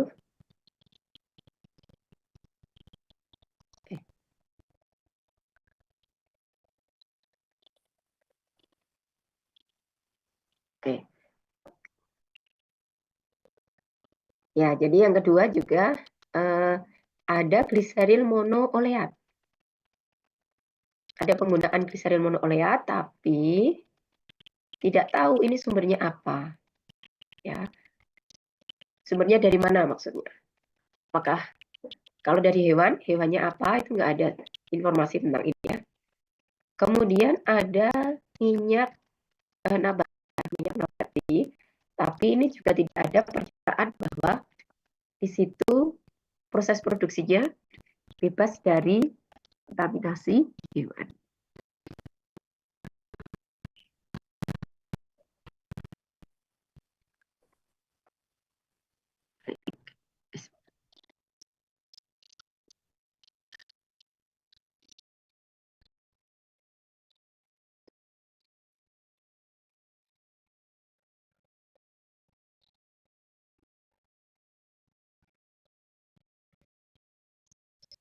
Baik, kita lanjutkan yang ini. Nah, kira-kira flowchart ini termasuk lengkap atau tidak ya? Siapa mau menyampaikan dulu? Sebentar, suara saya habis soalnya biar gantian. Siapa mau menyampaikan?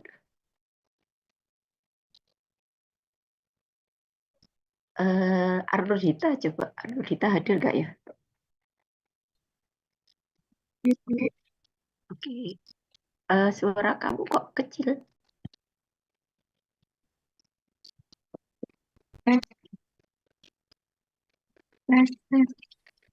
Kedengaran tidak Ibu? Kedengaran tapi masih kecil. Teman-teman yang lain gimana? Agak dekat. Mungkin. Sekarang Bu. Ini soalnya speaker laptopnya emang agak error sih. Sudah cukup terdengar Mbak, Oh, dibantu. jadi di ini ya Bu, yang proses flowchart itu Bu.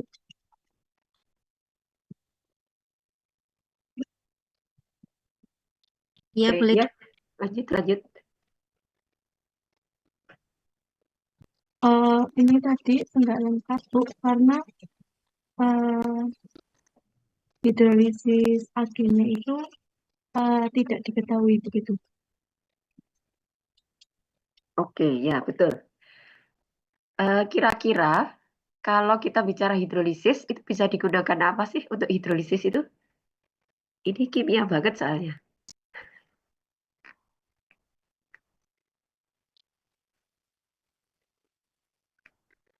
Masih ingat nggak? Untuk memecahkannya dengan bantuan air mungkin, Bu. Iya, betul. Ya, itu reaksi hidrolisis ya. Tapi biasanya air saja kan tidak cukup kuat ya, jadi butuh bantuan katalis. Nah, pertanyaannya, katalis apa yang biasa digunakan? Karena titik kritisnya di situ.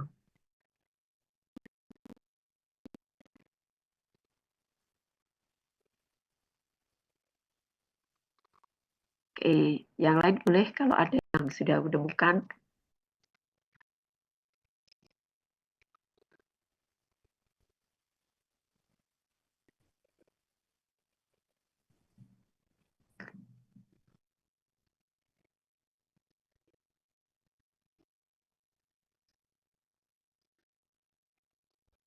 Oke, sebentar ada yang mau jawab ini. Asam kuat, Bu, atau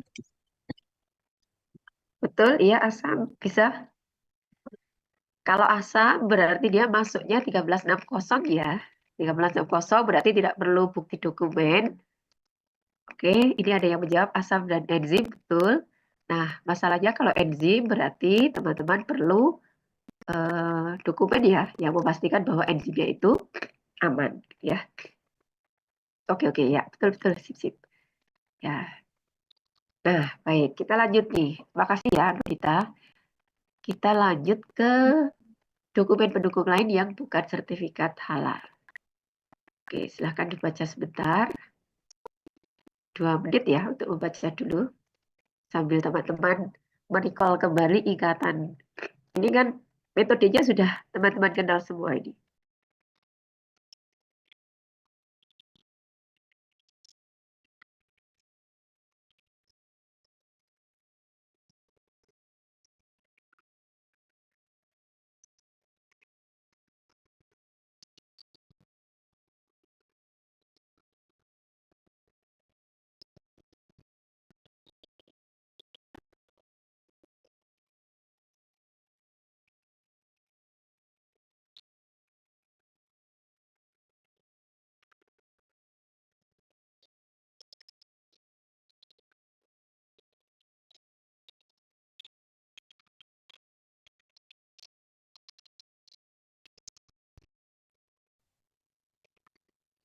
Baik, sudah ingat dengan metode-metode ini ya, saya rasa. Jadi yang pertama kalau analisis DNA, kita pakainya adalah PCR, atau yang terbaru pakainya RT-PCR. Artinya itu yang real time. Jadi karena real time, teman-teman bisa langsung melihat apakah memang ada kontaminasi DNA. Ya, real time itu artinya kan saat itu gitu ya. Jadi hasilnya bisa diketahui dengan lebih cepat. Kemudian kalau protein, pakainya SGS-Page. Bisa dengan FTIR, tapi harus pakai kombinasi kemometri ya. Artinya pengukurannya nggak cuma sekali gitu. Terus kalau asam lemak sama alkohol, itu yang tadi alkohol sudah saya singgung juga, bisa pakai GC atau GCMS, tapi alkohol itu kalau hanya untuk mengukur kadarnya, GC cukup. Kalau asam lemak, ini karena perlu tahu sumber asam lemaknya ya. Nah, ini bisa jadi membutuhkan GCMS. Baik, kemudian untuk lemak, minyak, dan bulu, ini bisa digunakan FTIR, tapi dengan kombinasi kemometri. Nah, kira-kira seperti ini kalau kita bicara dokumen pendukung yang berupa laporan hasil laboratorium. Teman-teman coba perhatikan, ini parameter pengujiannya adalah kandungan alkohol atau kandungan etanol. Kemudian silahkan diperhatikan hasilnya bagaimana. Ya. Metode yang digunakan ini satuannya adalah persen volume. Mungkin ada salah satu yang bisa menjelaskan ini sampel 1, 2, 3 ini kira-kira statusnya jadinya gimana ini? Boleh atau enggak ini ya? Silakan 2 menit untuk memperhatikan datanya, kemudian siapa mau menyampaikan. Tak perlu saya tunjuk ya, biar nggak ngantuk.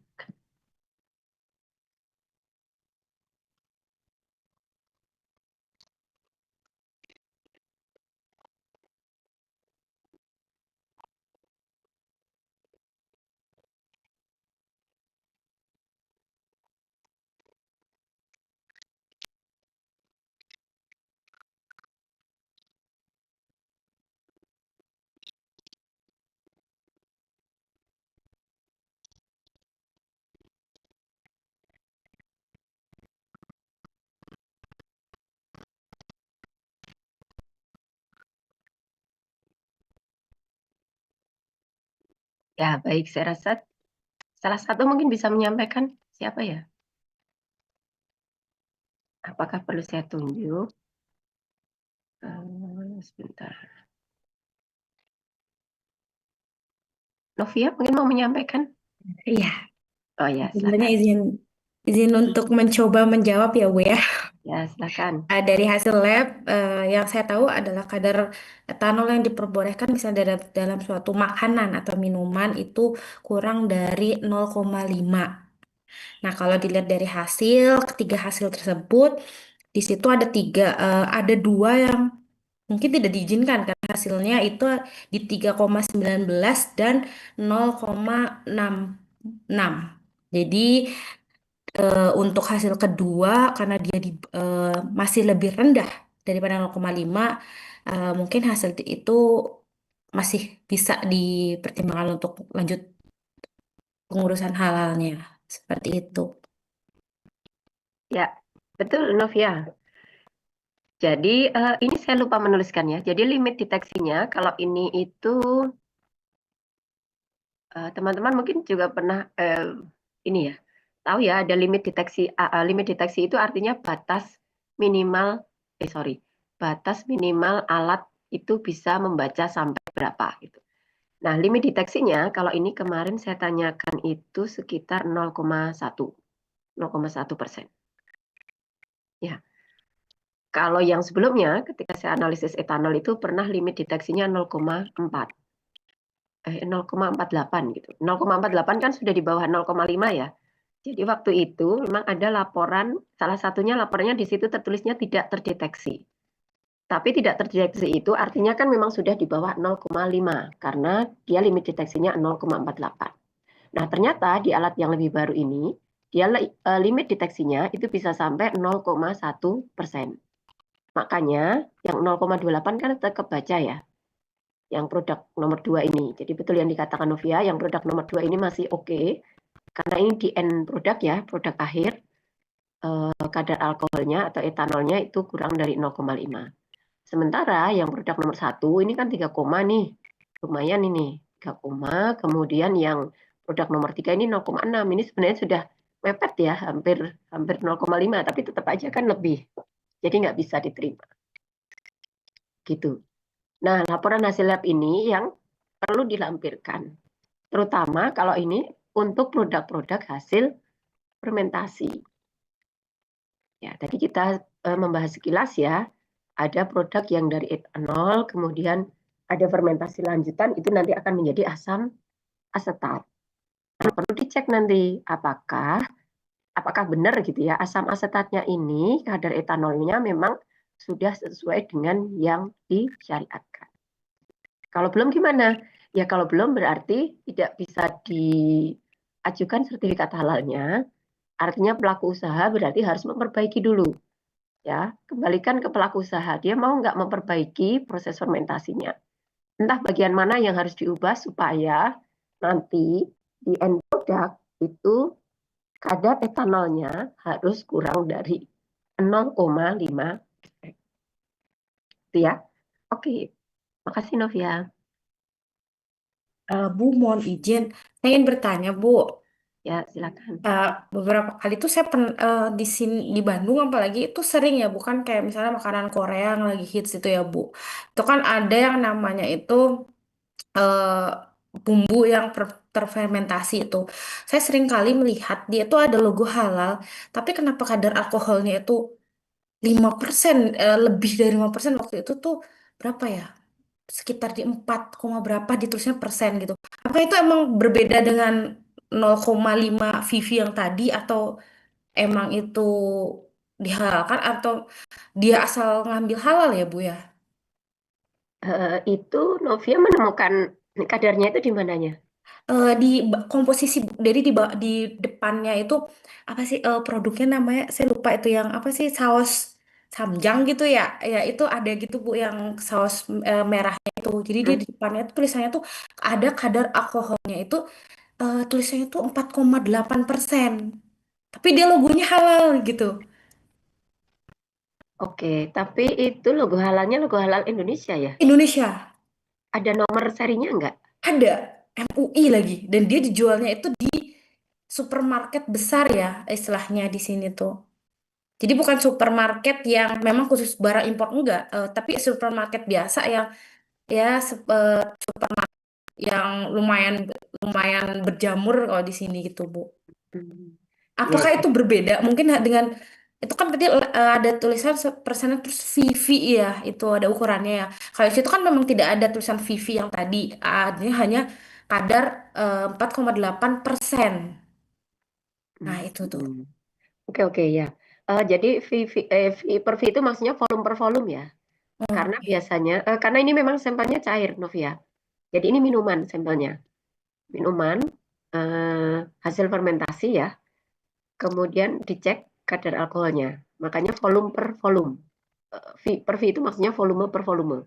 Karena kita bicara sampelnya cair, kemudian alkoholnya kan berarti analisisnya juga berupa berapa persen dari sampel cair itu. Gitu. Ya. Tapi yang 0,5% itu mestinya kan secara total ya, secara general ya.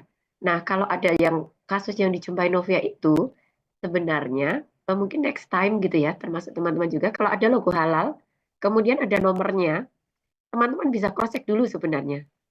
Yang dimasukkan nomornya. Jadi apakah memang beneran dia sudah tersertifikasi halal atau belum? Kadang-kadang kan teman-teman mungkin pernah juga menjumpai labelnya ditempel, tapi nggak ada nomornya. Iya ada.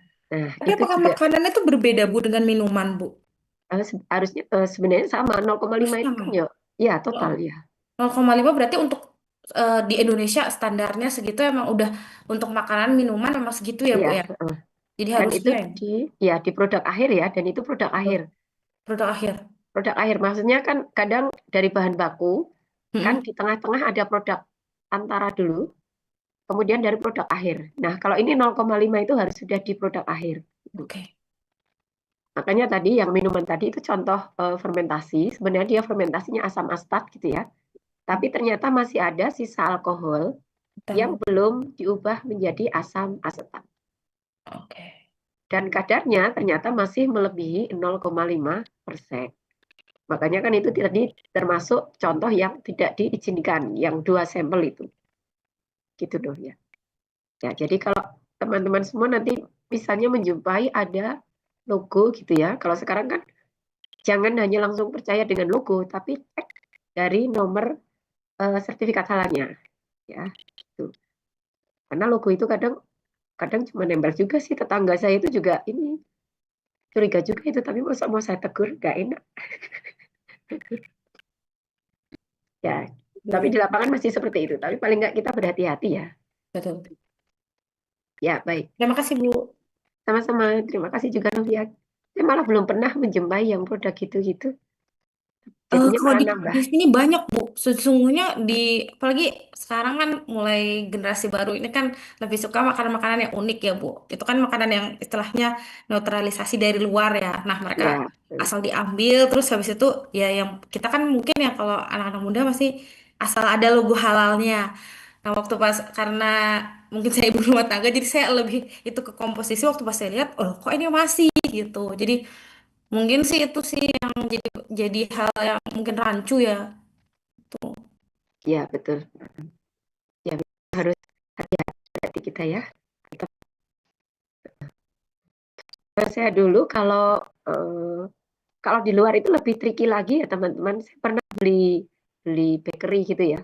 Kami sudah dipesan sih. Jadi kalau di luar itu mereka lebih jujur. Mereka membuat daftar gitu ya. Emulsifier yang dicurigai itu berasal dari hewani.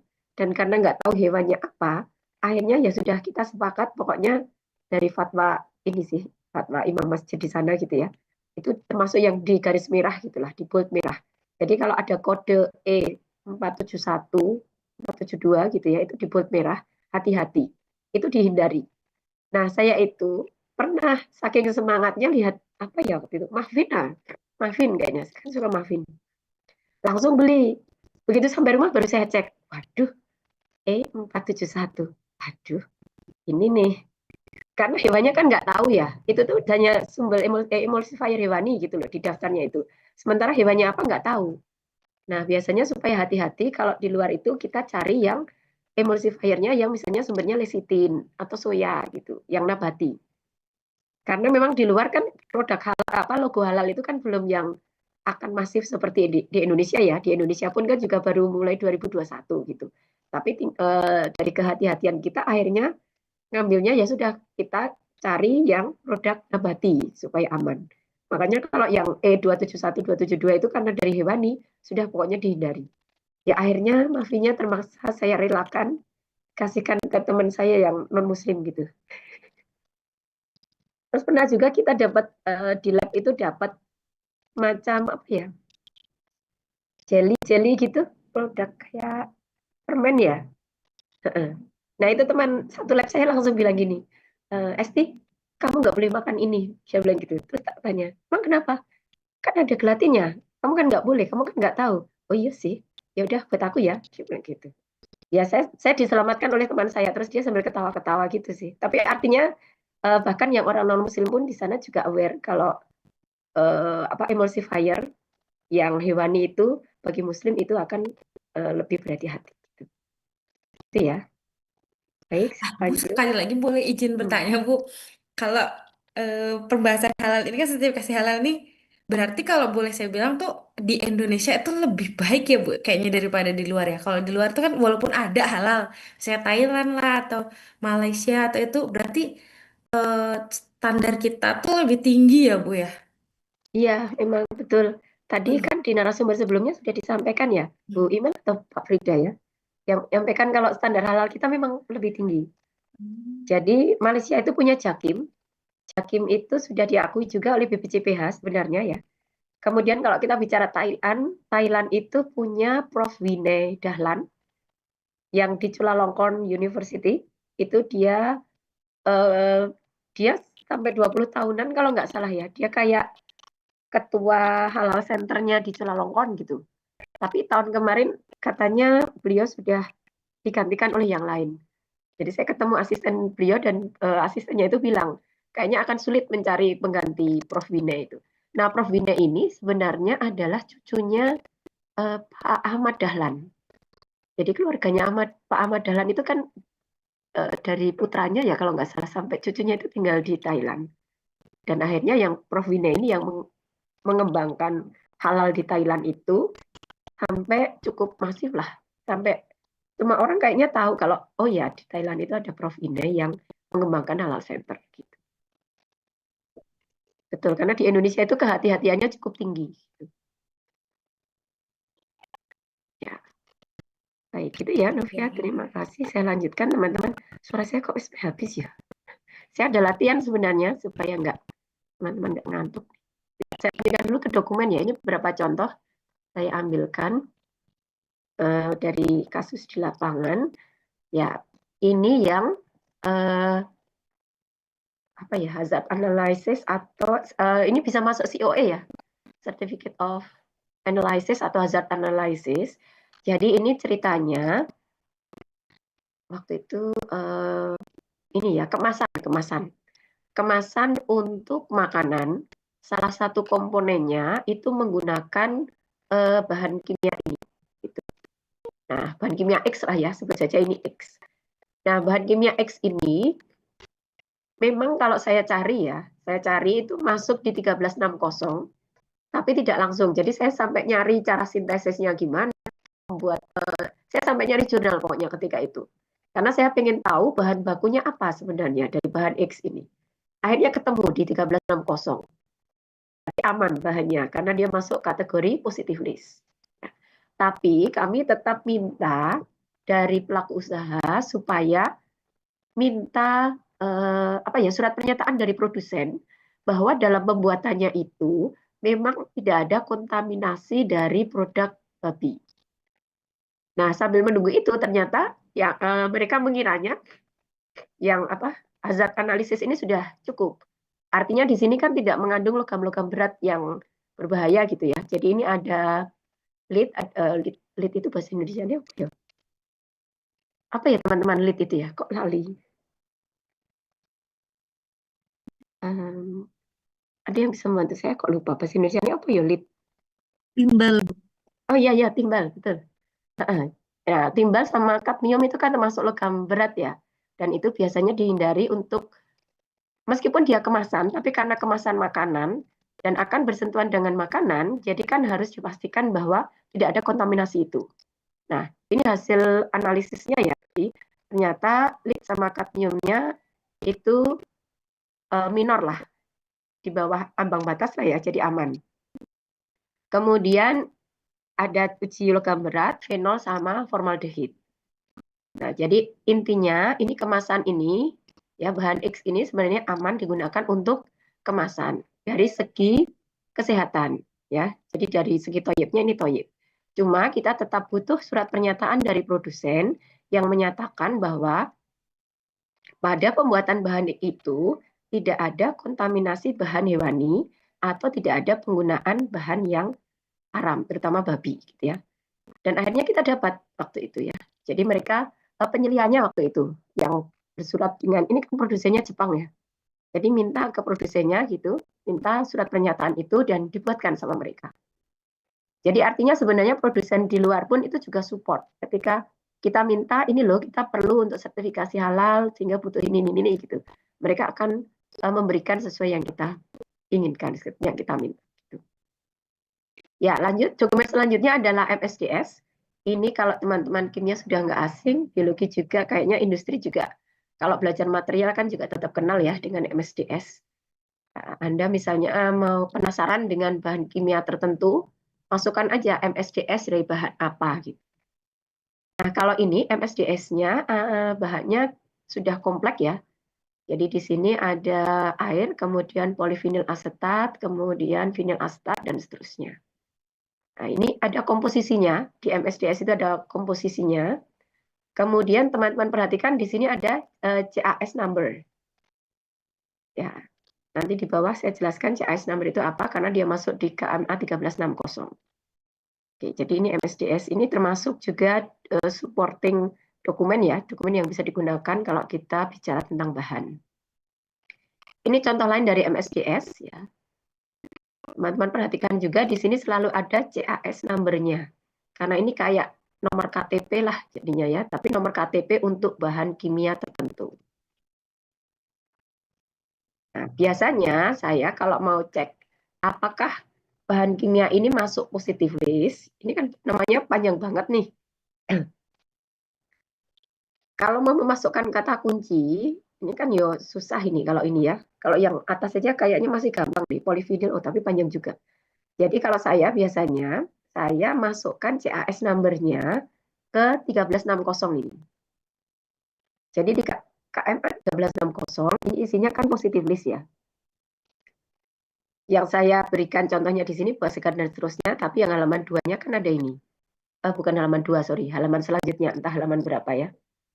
Jadi untuk bahan kimia hasil sintesis anorganik dan organik, ini ada yang namanya chemical abstract service atau CAS number. Saya biasanya kalau mau search masukkan saja CAS number-nya karena itu lebih mudah, lebih cepat ketemu daripada memasukkan namanya. Kenapa? Teman-teman perhatikan aja, ini namanya kan ada dua nih. Ada yang nama aslinya, ada nama yang sudah diterjemahkan di bahasa Indonesia. Jadi kalau mau search itu kadang nggak ketemu, makanya gunakan saja CAS number-nya. Nah, CAS number itu apa? Dia adalah nomor yang unik ya, yang merupakan identitas dari bahan kimia tertentu. Dan di sini dikatakan ini hanya didesain untuk satu substance. Artinya setiap chemicals itu akan mempunyai CAS number yang berbeda. Ya, makanya ini kayak sidik jarinya si bahan kimia itu gitu kan, akan beda-beda. Nomor identitasnya lah ya. Oke, nah CAS number ini kalau saya biasanya saya pakai kalau mau search tadi 1360 karena lebih gampang. Nah, jadi saya masuk ke mana? Ke ini. Kemudian saya search, kemudian nanti baru nemu. Gitu caranya. Baik, nah ini yang tadi saya sampaikan, teman-teman bisa mendapatkan berbagai macam KMA, itu di webnya BPJPH ya. Jadi yang 1360, 748, kemudian yang baru 944 itu di sini ada semua.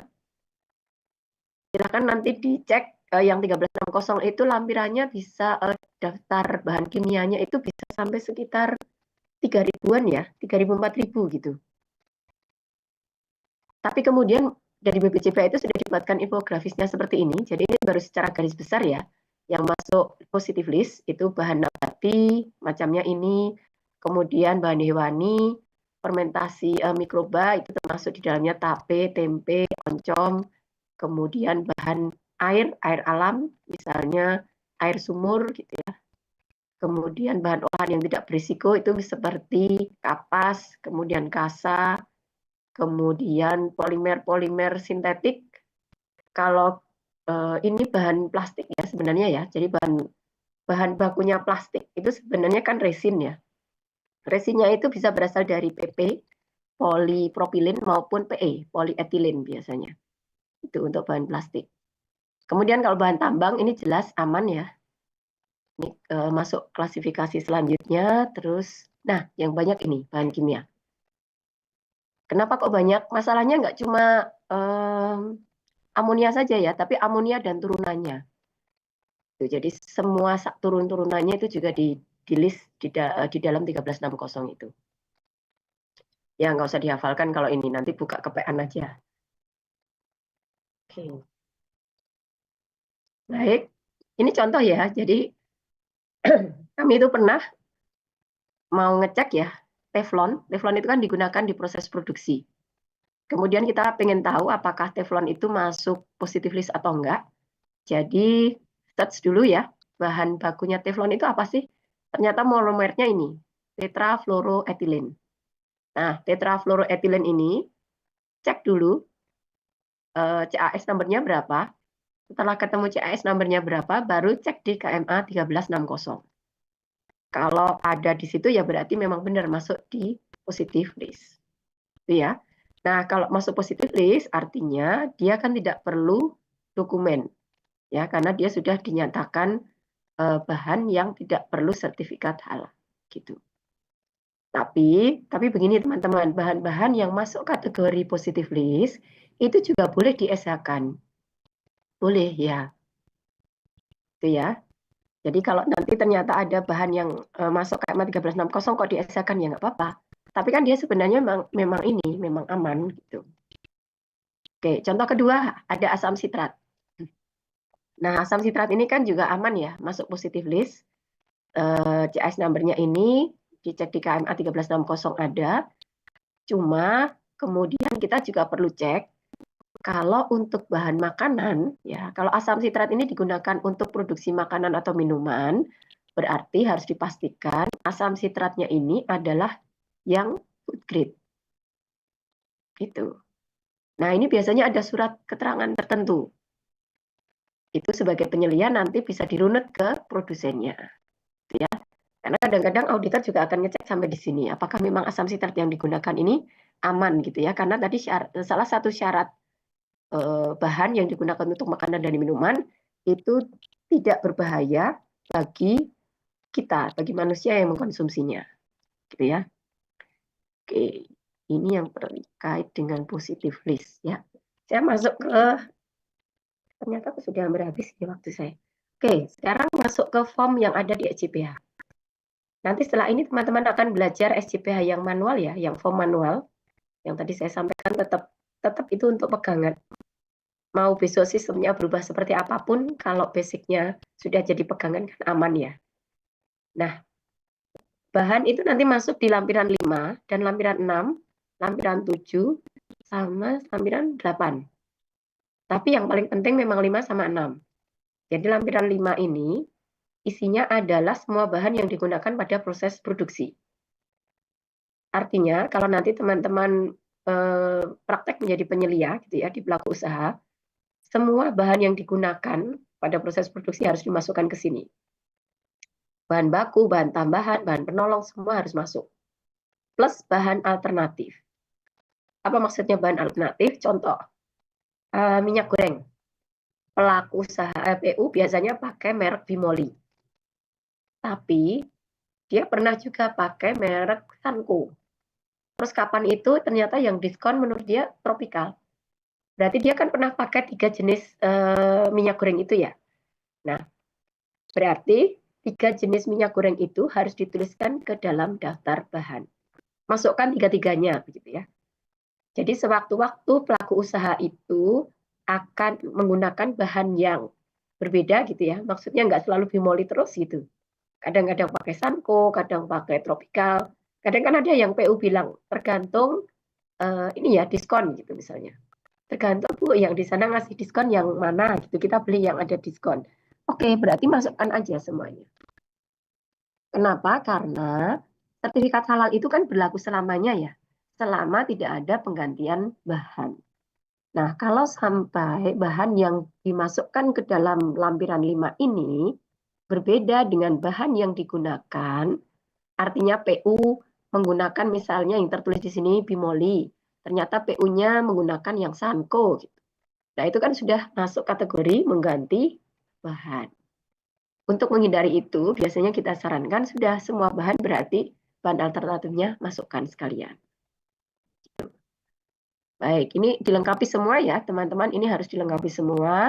Nah, ini tadi nomor sertifikat halal, masukkan juga.